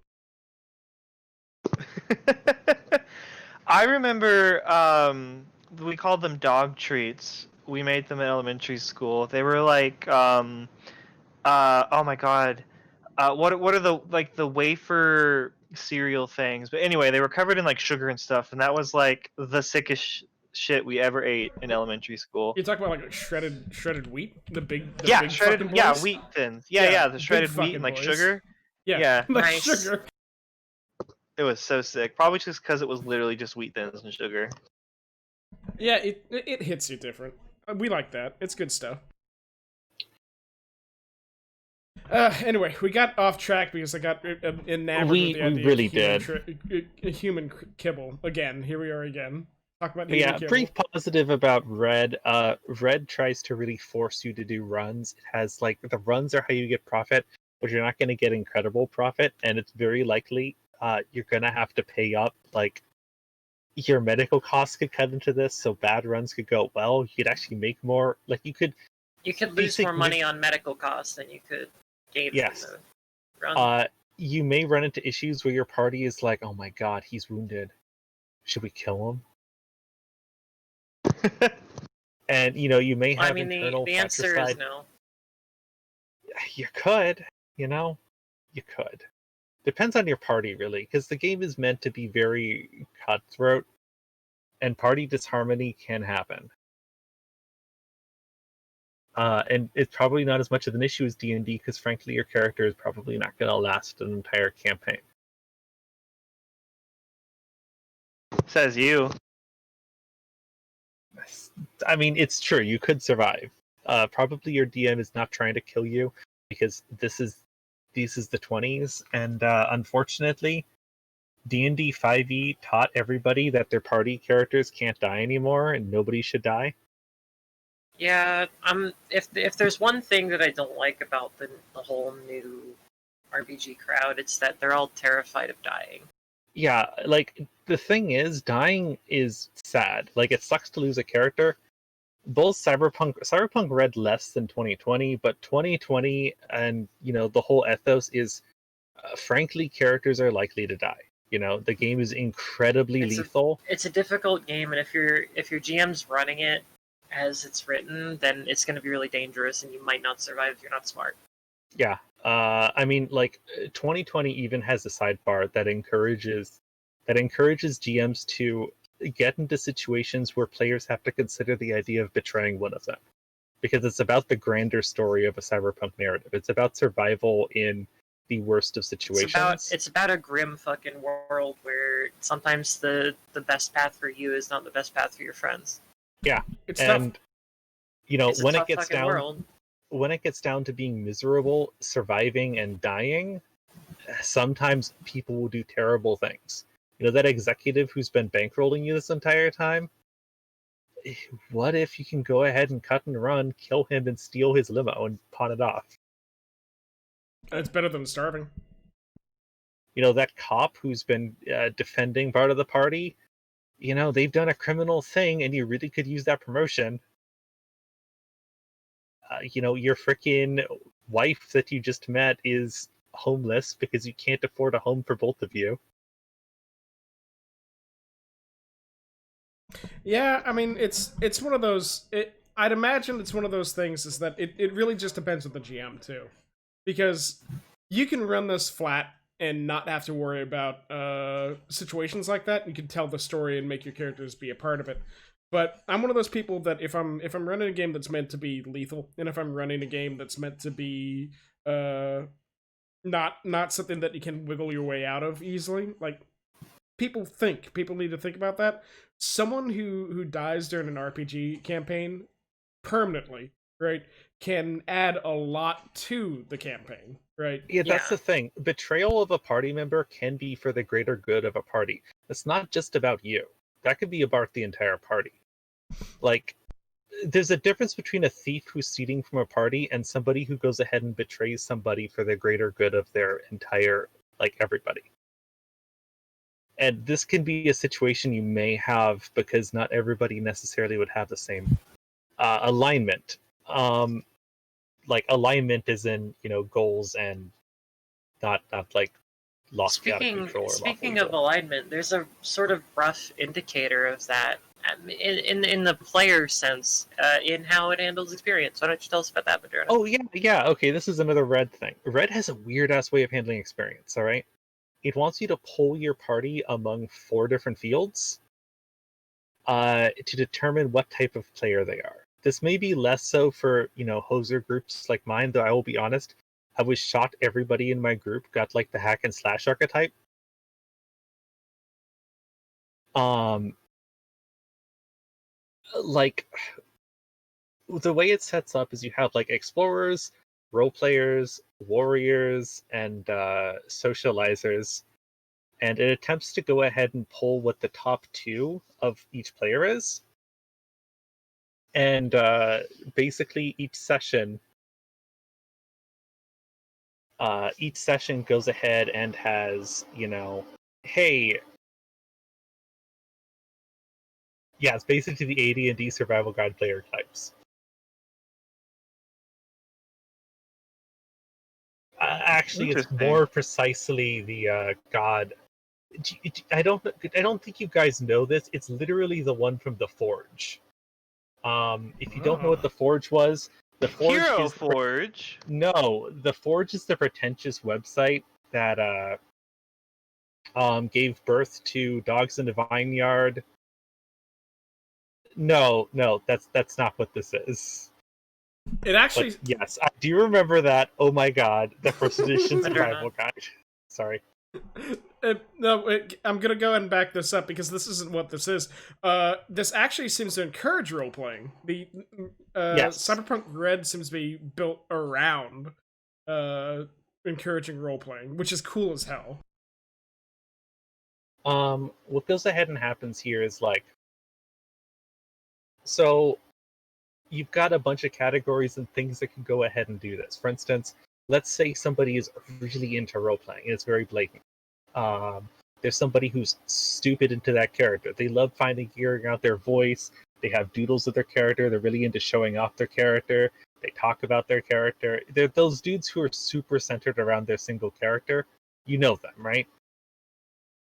It wants to go ahead and reward people for being that person, for doing the thing they enjoy. Similarly, you would get more XP for succeeding at trying to do things that are related to combat. Like somebody who is really focused on being that fight guy, even if he doesn't necessarily succeed every time, it would give you XP for trying hard to be that dude, right? You're that fight. Even if you self-sacrificing your character is like, oh yeah, bonus XP on your next character. You know, because you're that dude who wants to fight. You want the big gun. The socialization is literally like, hey, if this dude loves talking about the game, socializing with it, getting people talking, making people laugh, making people happy, that's contributing to the health of the group just as much as anybody else. You know, a socializer is important. That's group cohesion. You know, they can get XP for their character for things that happen outside of their group. And, you know, the explorer is about fleshing out the game world, interacting with NPCs. Those archetypes are actually based around the Forge's thing. The Forge was that pretentious website I was mentioning this earlier, but it got cut off. Way back that made Dogs in a Vineyard, The Burning Wheel, Mouse Guard came out of it. Basically, every single RPG that we now think of as not gamey or old sim RPGs comes out of it, except for like Hero Quest / Hero Wars. That's like the only game that predates that. So if Apocalypse World, Fate, all of those kind of base them around the Forge's theories of game making. It's an interesting history website. Someday, if you haven't done it, I'd honestly look into it. Just be aware you're going to run into a lot of really pretentious aughts dudes who are like, ugh, Dungeons and Dragons role players don't actually role play. Or, oh, RuneQuest is just a simulation. You can't do anything in that that's not just simulating real life. That sounds so It's boring, too though. Like, that complicated. concept That sounds boring. really boring. It is, like, the thing is, there's some pretentious assholes in there, but they have interesting theories that have defined what game development is now. I mean, let me rephrase it. I think the person who's like saying, "Oh, I can't believe I have to simulate all this," is boring as hell. They are. It was often regarded as a group of assholes who thought that there was one way to play a game that was correct, and that was a non-railroaded, narrative-based, like basically diceless, ideally system.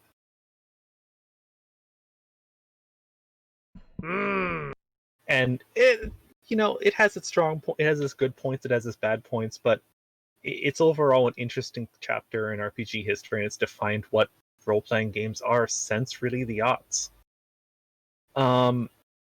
But finally, additionally, they have XP specifically for group goals. Like, people who are contributing to group goals and success of a group will always give experience. So it's based upon, like, your group success gives group experience, and then your individual ability to enjoy and engage with the things you enjoy with, and trying to enjoy those more so than succeeding, is stuff that gives you stuff as well, which is a really neat system, frankly. It's odd. I'm confused at how to use it myself, because my brain wants numbers. I want XP points for monsters. Very simple. I mean, it's sometimes you just want to launch some XP. I understand. That's a good move. I want every single game at some level to be just, Paper Mario. I don't know. I like only it do when like 1 to 2 damage per hit, and you have like 10 HP, and you get 1 XP per kill. I like it when XP for killing enemies isn't always the big focus, because that does open like non-murder hobo RP, because It does. making people like have to compete to get XP really makes murder like the prime driver of the session. The other big thing it kind of opens up with is because the game focuses a lot on trying to maintain things and having downtime as downtime is something that happens because it's a realistic RPG. And it's not D&D where you just bounce right off. This is true for 2020 and Red, but it's an improvement in Red's XP because downtime is going to happen when you're realistic, because if you ever get hurt, you're going to sit there on your ass being in pain. Like, you're not going to go ahead and roll your hit dice to restore your HP. You can't just you can't just take a nappy and come back to full health. I wish I could take a nappy and come back to full health. These days, I feel like if I take a nap, I wake up worse. You know, you get shot by a burst of machine gun fire, you survive, you may have lost an arm. You're getting therapy, your body's being stitched together, your med tech's working on you. You know, that could even be a session. You could easily do a session around that, and you wouldn't be getting XP through traditional means, so that interaction and, you know, that could all be part of an XP goal. I've always designed when I'm designing games and stuff like that, I kind of prefer that kind of approach to where your XP isn't necessarily tied to, oh, you murdered the dude. I prefer like people to get rewarded for interacting, role playing, doing basically what contributes to the overall plot, I guess, right? Like a good example is if you're playing a researcher or a doctor, you're probably not gonna have a machine gun, right? Or maybe you do. I'm not in charge of that. If you're in Cyberpunk, you probably have a machine gun. I mean, fair enough, but like your doctor probably has battle armor and machine gun, and probably is heavier armor than most of your party. Okay, you're not wrong, but but I guess like the point that I want to bring up is that it doesn't matter if your character is like a non-combatant. I could see someone in Cyberpunk Red just not playing someone who combats, a non-combatant, even a conscientious objector, and they would still A, contribute to the group, and B, get XP. Yeah, it'd be an exec. Exactly. It'd be an exec, and they fold their arms and sneer as their mooks die for them. You're not wrong. Oh no. Actually, I think executives have to have like a morale system for their mooks, and they need to try to not fuck up their mooks, but Yeah, for your mooks, like, you have to keep their morale up or they won't do what you ask them to do. Because they're controlled by the GM, and you tell the GM what you want them to do, and then the GM makes, like, a test based on, like, their morale level. And then, like, you know, if they pass it, like a basic morale check, then they do the thing. And there's different grades of difficulty based on like the danger of the task that you're asking them to do. And the way you increase their morale is like you give them bonuses, you give them days off, you treat them like people, you say nice things to them, you praise their work, and that kind of stuff. Give him a little kiss on the forehead. The top tier shit for like an exec, if you want your dudes to love you, get into a dangerous situation and then take a hit for them. Because that's like a plus 12 or some shit.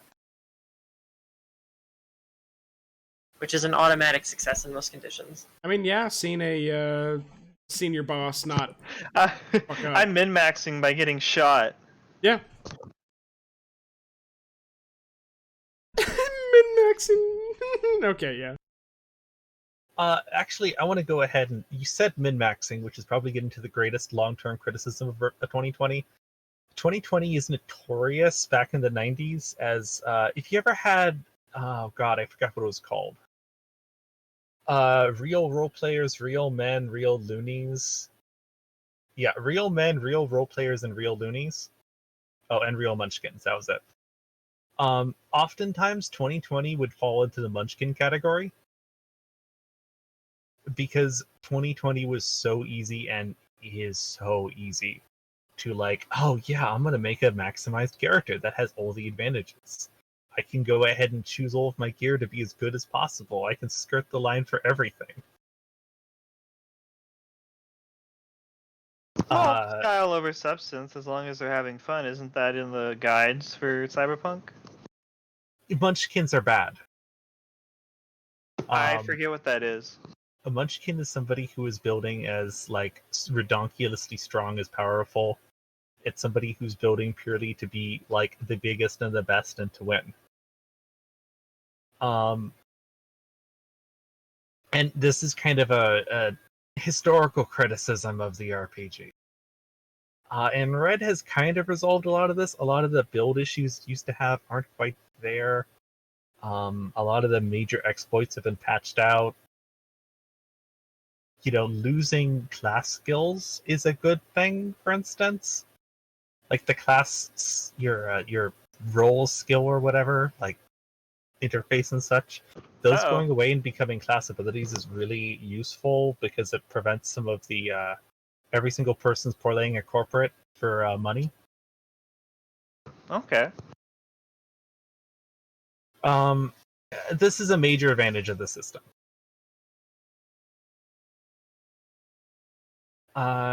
Some other issues that are historically present in Cyberpunk 2020 is we mentioned it earlier about setting, but we never really got far into it. This game is really anachronistic. I mean, I guess we kind of got into it, but it's so anachronistic. In many ways, it feels like playing a Jules Verne RPG. Like, I am going to do a sci-fi in which we're shot out of a gun into a bullet into the moon. That sounds That fucking does sick. sound really cool. That wasn't actually Jules Verne, but I don't think that was Jules Verne. I was about to say that sounds pretty he- sick though.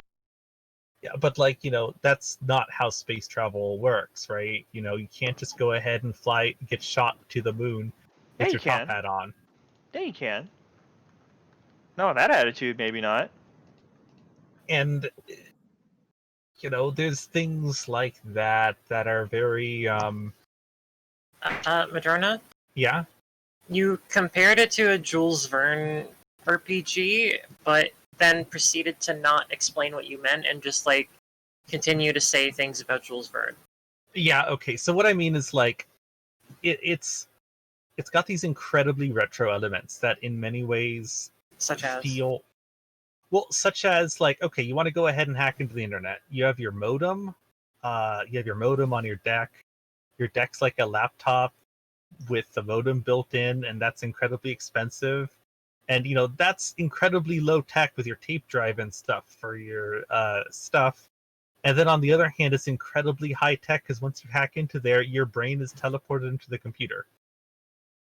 And like it's very retro, but because the game is relatively serious, it doesn't come through as well. Like Shadowrun has the same shit. If you're playing Shadowrun 1E, 3E, frankly, you're doing the same thing. You've still got your deck with probably your cyber modem in earlier editions. The difference is Shadowrun is really stupid. Like Shadowrun is innately stupid because it has dragons and elves. And that means that in many ways those anachronistic aspects are like, oh, this is charming. In Cyberpunk 2020, which is trying to be very realistic, it's not so charming. It just kind of is taking away from the fact that this is a very serious RPG about real-world issues. Other anachronistic things are more like just looking to what the past thought culturally. In some ways, Cyberpunk is really, really progressive. For instance, it doesn't say bad things about gay people, lesbian people, or trans people. Although it calls they're transsexuals, just because nobody said transgender back then. Bi people exist. There was no bi erasure in the RPG. That is kind of crazy, actually. For the time, that's crazy. Yeah, in fact, it points out that by the 2020s, it is very strange for people to it's very accepting that gay people aren't just hated, but sometimes they band together in gangs to protect themselves against Nazi gangs. This thing like Very they acceptable, speak very very good. positively about gay characters, for instance, which is very nice, especially for the era. On the other hand, you have the cops kind of not really aging too well. They're very much that 80s cop archetype, which is fun and all, and it's worth playing, but they don't really get into the societal issues of police. Yeah, it's really dated. There is a lot of stuff on drugs, and you can tell that Mike Pondsmith is from an area that had drug issues. He's from Berkeley, California, in the 70s and 80s, and he grew up in black neighborhoods with severe drug issues. And there's also this 80s the great 80s moral revolution, because drugs are really, really negatively regarded as like 100% you die stuff in Cyberpunk 2020. If you do it anytime between 5 and 99 times, you die. Once you take it more than 5 times, you're addicted for life, and you have to take it every day or you die. Or you die. If you take it more than 100 times, you die. It's better You than die. It's better than die. sex. You die. Better than sex. Yeah, it's better than sex because at the end of it, I fucking die. I just like how it's better than sex. They take it and they just start freaking screaming in pain. Like horrible pain. What movie are you referencing there? I think it's important that we say what's that. the movie? Alien Detective. Alien Detective. Watch it. It's beautiful. Everyone watch Alien Detective. That's your I homework think it's on for today's YouTube right episode. now. Yeah.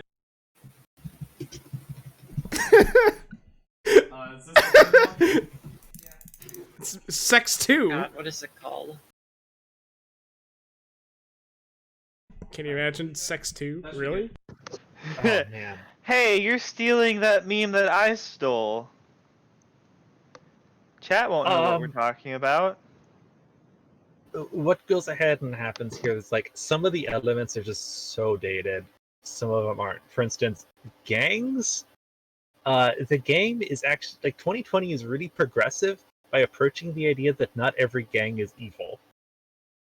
There's gangs that exist for mutual protection, but there's still this kind of, overarching malaise of, oh no, this game is written for white people who are really scared of China and the black super predators. What a fucking weird era that Like, was. it has Yeah, a lot wasn't of this that Reagan? whole white flight. No, this is written in Clinton era, or actually this is Bush era, but This is like Bush era, yeah. updates are throughout Bush Clinton one. era. Yeah, Bush 1. Updates come throughout Clinton era, and you have a whole lot of that Bush, that Clinton Biden-esque, the black people are super predators preying on our neighborhoods. Yeah. Stop these violent youth. Arrest them all. Fueled by nicotine and alcohol. Yes, you have a lot of that narrative that shows up because this is the cultural environment it's growing up in. And it is relatively progressive in a lot of ways, just because, it mentions things like, hey, oh god, one of the greatest gangs ever, by the way, is a group of theme park employees at a Super Sentai theme park who had a real transforming robot setup. That sounds cool as hell, though. And their corporation was trying to downsize them forcibly and throw them on the street. And they were like, no. So they do a labor union, use their Super Sentai robot to combine and kill the corporate troopers because they built a real Super Sentai robot as part of the theme park. Okay, so and now they're wandering bands of heroes in transforming cars. my fucking jaw dropped. I'm down, 100%. That sounds that incredible. That sounds sounds sick lit. incredible. And like, It is very I sick want it literature. now. you have other things like, say, gangs of prostitutes that have united against pimps. You have a lot of things. You have old gay gangs that fight skinheads. Things like this, and those are really, really positive. That's And even one of the recommended things is, hey, not all gangs are usually an enemy type in Cyberpunk, but not all are. And you could have a campaign as one. Here's a bunch of gangs that are okay. Yeah, and Also, additional thing in Red, and to a this lesser gang- extent, sorry, you blew my brains out, Marlon. Go ahead. Oh, sorry. I was just gonna say that this gang likes their grandma, and they send her. It's a gang focused around loving their grandma. That's nice. I like that. There's also a gang of JFKs that go around beating people up. yes, I want to join hundreds them. hundreds of identical JFKs is one of the classic gangs of Cyberpunk 2020. Hundreds of who have molded like their the- bodies into a perfect likeness of JFK with the voice and attitudes. So, like, imagine just hundreds of the president walking forward with baseball bats. Nothing bad ever happens to the Kennedys. it's actually probably. I honestly hope if we go ahead and get DLC for Cyberpunk 2077, I hope the Kennedys show up. Or at least the Nixons. I want to Actually, no. No, how about the Reagans show up and we get to fucking just rip through them? Just fucking... Oh, that'd be great. Just blam blam. Just hundreds of Ronald Reagan simulacra. In Minecraft. No, in Cyberpunk 2077. Yeah, Cyberpunk 2077. And like that's kind of cool. There's a lot of ideas in here that would be incredibly obscure for when these came out. Like, for instance, there's. Oh right, I remember what I was trying to say. Do it. Okay, so in Red and to a lesser extent in 2020, a lot of gangs are literally just like fronts for corporate special forces, since like in Red, the fallout from the big corporate war at the end of 2020 has basically made it so that like corporate armies are kind of a no-go. They don't really use them as much in like an open capacity. They have to hide them somehow. They have to launder their presence, right? So rather than have overt corporate troops, they disguise their troops as like local gangs, or they co-opt local gangs and turn them into like subservient like members of their military apparatus. So like, you know, corporate hitmen and corporate soldiers are usually like various gangs in various cities.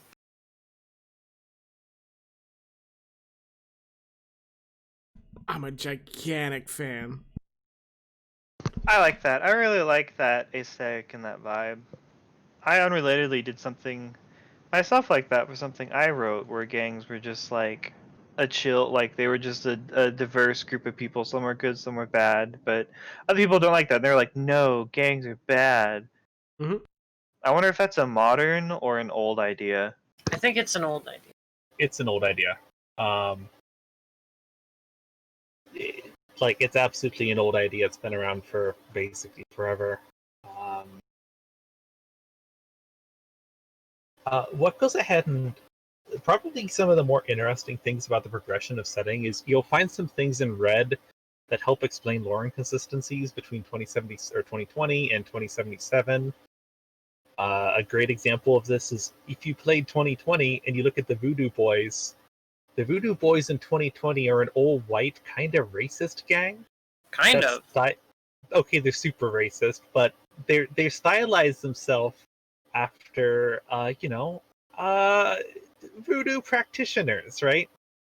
To do extra scary things, and also to make things gorier and nastier and kill people. In like, oh yeah, movie voodoo fashions. And it's very much pointed out in the original that they're posers. They don't actually practice voodoo. They don't know anything about it. I know they're different now, aren't they? Yes, in Cyberpunk Red, it mentions that they are now currently being like attacked and fought off by Haitian immigrants for misrepresenting their religion, who are engaging in very violent ritual revenge killings against them. Oh god. Red does a lot of work, like setting up 2077. Yes, and then in 2077, if you've ever seen advertisements, the Voodoo Boys are Haitian immigrant voodoo practitioners. Like, you know... We're also, like, all netrunners, too. Yes, they're all netrunners who practice, Vodun. Voodoo Netrunner is, like, a very cool idea, but I don't know if it's cool enough to make up an entire, like, gang. Well, there's a lot I guess it kind of is. Well, they're Haitian immigrants. Yeah. They're a Haitian immigrant group that, if I remember correctly, is supposed to kind of help, like, fund the Haitian migrant community. Yeah. From what I've read about it and what I've paid attention to in 2077, they actually seem like a really cool gang, right? As far as like their aesthetic and drive. So yeah, don't they live in like the abandoned leisure park section of town? Mm-hmm. Yeah. Also, hey, something that should probably be brought up here. This is about Cyberpunk. Anybody who says furries don't belong in Cyberpunk can get out because there's content in them. Literally, they are wrong. Fucking Yes. Chromebook 2, right? Hold on, Yeah. I've got Chromebook 2. Let me open it right now. Chromebook 2. Chromebook 2. Chromebook 2 has plenty of furry stuff. They're even mentioned in the original core book as some of the D levels of exotic without specifications. You know, what is it? You're talking about gang types, and some gangs are even made up of exotics, sometimes themed around animals, having transformed their bodies into part animals. Red continues this. Like, no. This is, it is extremely... I put a screenshot in the chat. Oh, of yeah, the here you go. animals. Oh no, this is going to be that horrible art. It's so bad. It's Oh, you want to some see of- some real horrible art? Please don't look at the shit. rat. Throw in Please the don't shark. look. No, the shark. No, that's what I'm gonna show. it. Not the Show. rat. Oh no, oh yeah, it's actually a picture of a rat. Oh This is a God. photo of him. Yeah, I here. don't like This it. is a picture. This is a picture of Rat in real life. This is him. I don't like it. I don't like him either. I mean, it looks That like rat sucks. to me. Oh no, I can't see it. Where did you put it? You put it in. It's put in it in the the chat. chat. It's in the chat. I can't see it. No, in the. It's a link. It's you a- fool. It's A link Oh. on the frickin' Twitch. in the Twitch chat. Oh, They're saying it looks like BattleTech art. You're not wrong. I think that's what It's- all of it looked like that. I think we're beginning to run out of steam, or at least I am. yeah. And this has been a long episode. We could probably continue talking about this for hours, but at this point, we've completely run out of like actual structured things to say, No, absolutely. and it's just a stream of consciousness. And Madrona can just Frankly, Madrona will just keep talking until her throat gives out. all right. Well, let's overview what we think about it, and we will start with eeny, meeny. We will start with my favorite of all of my beautiful children, Vugs. Thank you. Okay, so I thought Madrona left. Oh no, This my might headset suck, bugged guys. out, and I had to go in. Oh, hold on, I'm still reeling. Just leaves. She's not the favorite child, so she just leaves. Okay, so here's the thing. I like 2020 a lot. I don't think I would really play it. I for sure wouldn't want to run it. What I do want to play and what I do want to run is Red, because Red is just so much easier. But I want to see Red get the same level of like in-depth content stuff that 2020 did, but up to a modern standard rather than the 90s standard, which is like really hard to read in PDF format.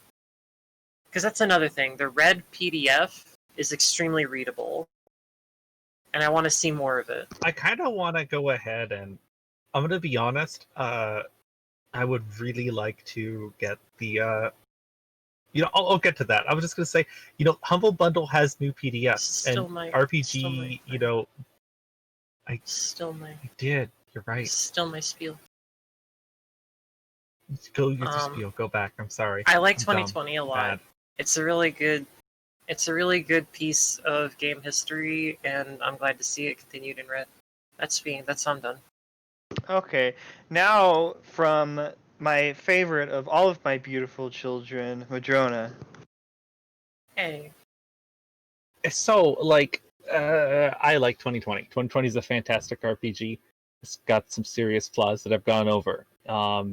Frankly, I think it's something worth reading. It's something worth getting. It's something worth looking at. If you look at Humble Bundle right now, there's like $15 for almost every book in it, along with the Red booster kit. So if you're interested in Cyberpunk, it's not that it's necessarily going to play Cyberpunk 2020, but you get all this nice fluff material for the setting and all these details and stuff that really makes you like, wow. It is an incredibly good like overall RPG.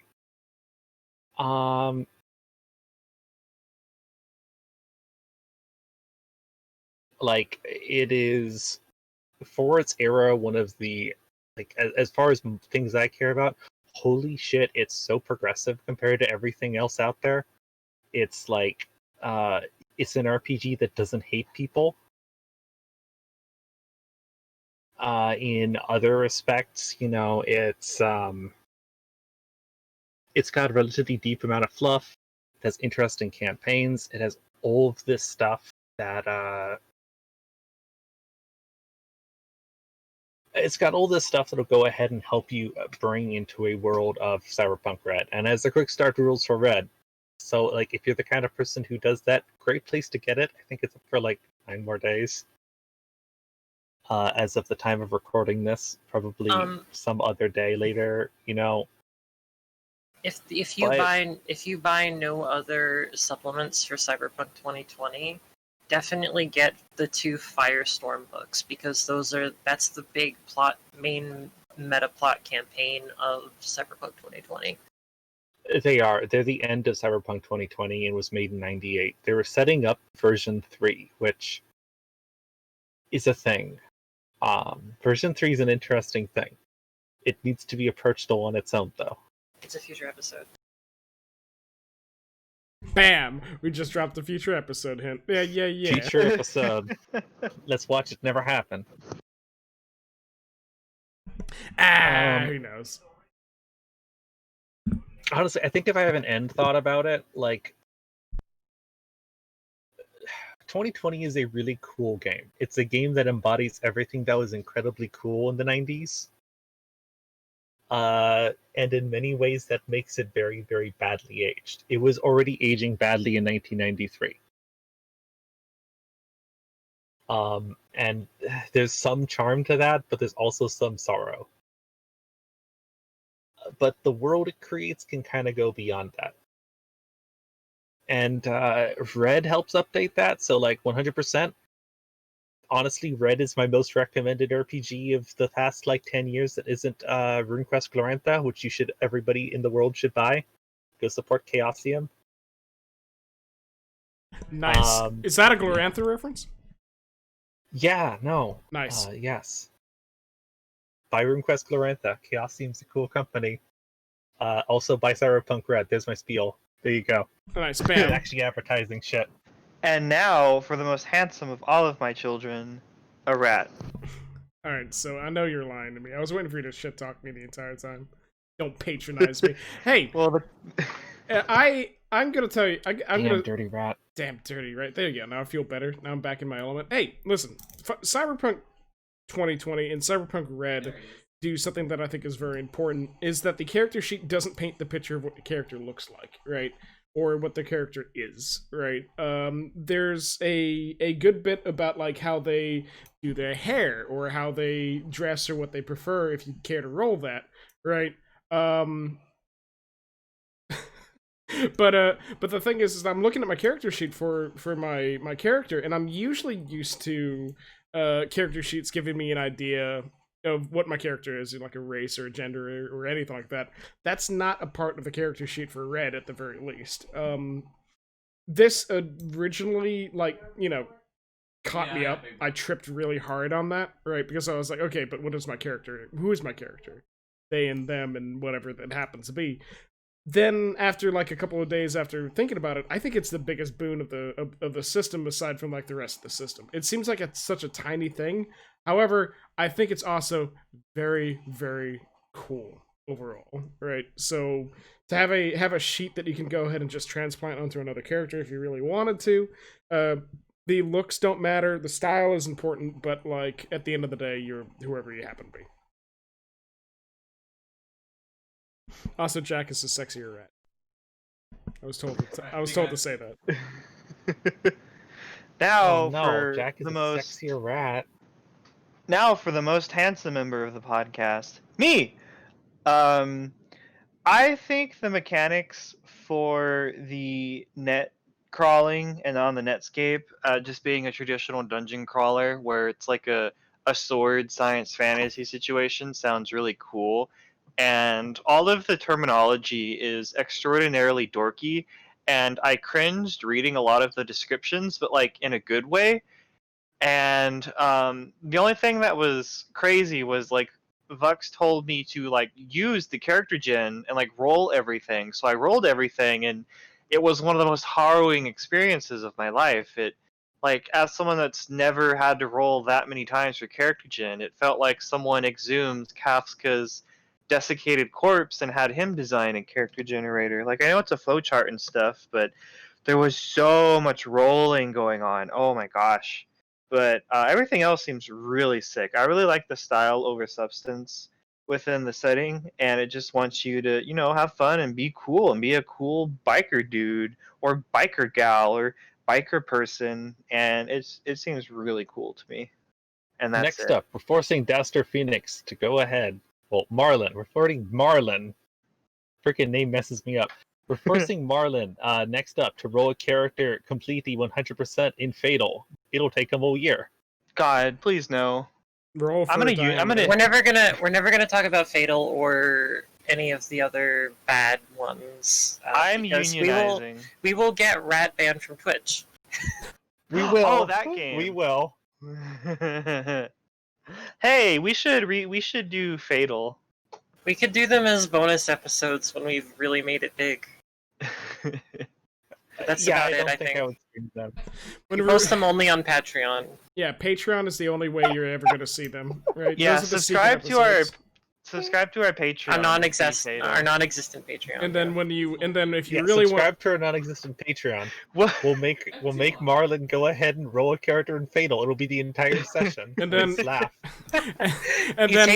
Here's what you do if you want the Fatal episode. You take 5 nickels and you put it in an envelope and you send it you send it through the mail. Put an address on it, right? We have an LLC you can mail it to in. No, you have to Caracas. mail it to a This web specific zone. office in the Pentagon. Yes. if you really want to dig deep, subscribe to our OnlyFans where we will review the. We do the same thing that we do here, but we reveal that we were naked the whole time at the end. We reveal we are naked We'll the make whole time. We'll make a Patreon, but I'll do that boomer thing where I link the Patreon. It's a link to my account and not the Patreon page. It's just a PayPal link. Yeah, okay, you did it again. Subscribe to our Patreon, www.patreon.com. It's here. There it is. It's there. Go Okay, look for me. You got to go for it. we good? I think that did it. Happy Okay. birthday? Happy birthday! Happy birthday. Happy birthday! Happy birthday. Happy birthday. Hey yo, happy birthday. Happy birthday! Happy birthday. Happy birthday! Hey, happy birthday. Happy birthday! Happy birthday. Happy birthday! Come back next week where we review Corruption of Champions.